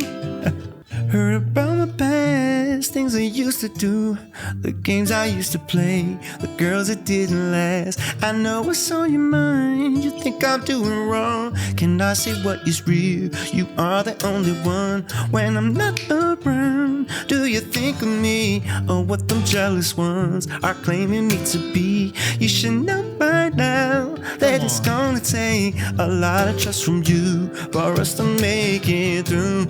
But you should know, baby, you're my angel, and nothing's gonna make you fall from heaven.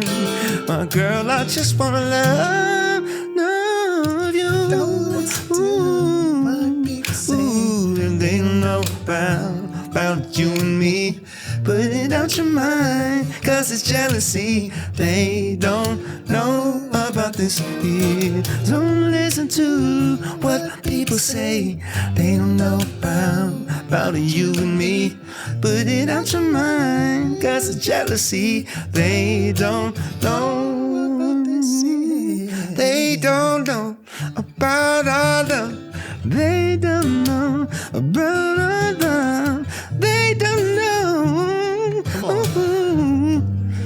Know about this year. Do they shine? They don't know, no. They don't know, no. They don't know. All right. So we doing this? Are you still down? Baby, are you still down?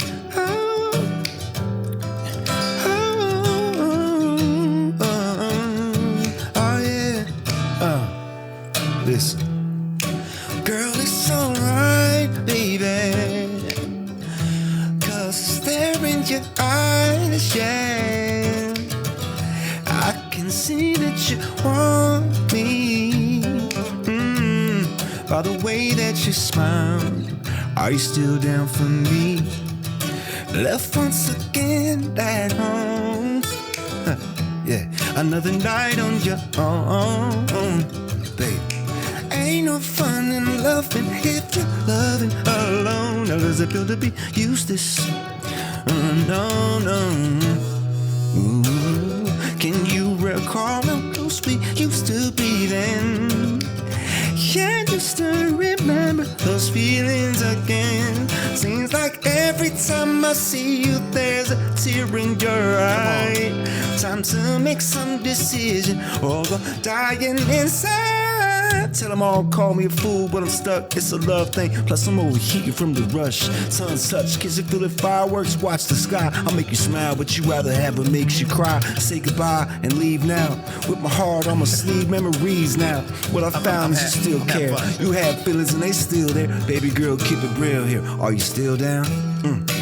Girl, it's alright, baby, yeah. Cause there in your eye, yeah. I can see that you want me, by the way that you smile.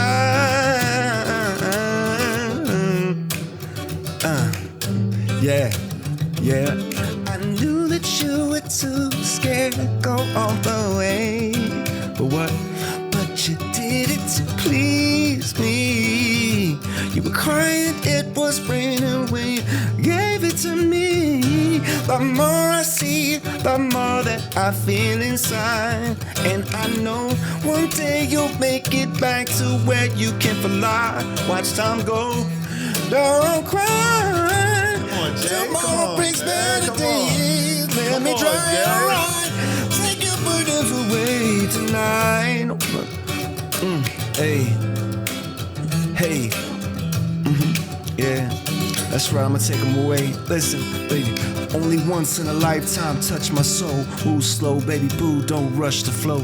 Got me all weak, baby, but I'm strong in parts. Won't bounce to the ounce with the longest sparks. Getting mine like fine wine, measured in time. Maybe the other brothers loved you, but the pleasure was mine. Mama taught me how to love a woman properly sprung. We committed, so I hit it, but it's properly done.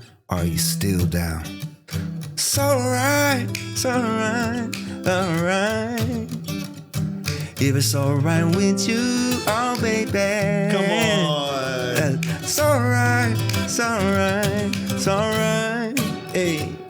If it's alright with you, oh baby.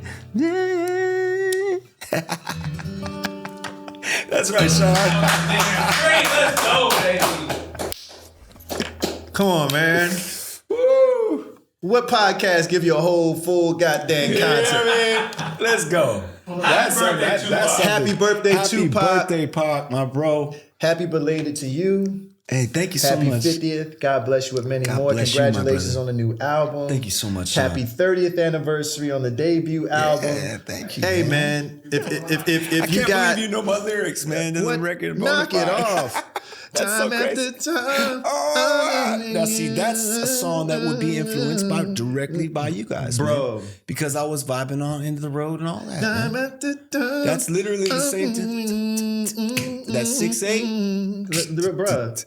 Bruh, it's one of my favorite. I'm telling you, I used to listen to Bonafide y'all, man. That's all the time. Listen, I used to listen to every single Boyz II Men album all There the you go, time, man. Kindred spirits, brothers. Yes, brother.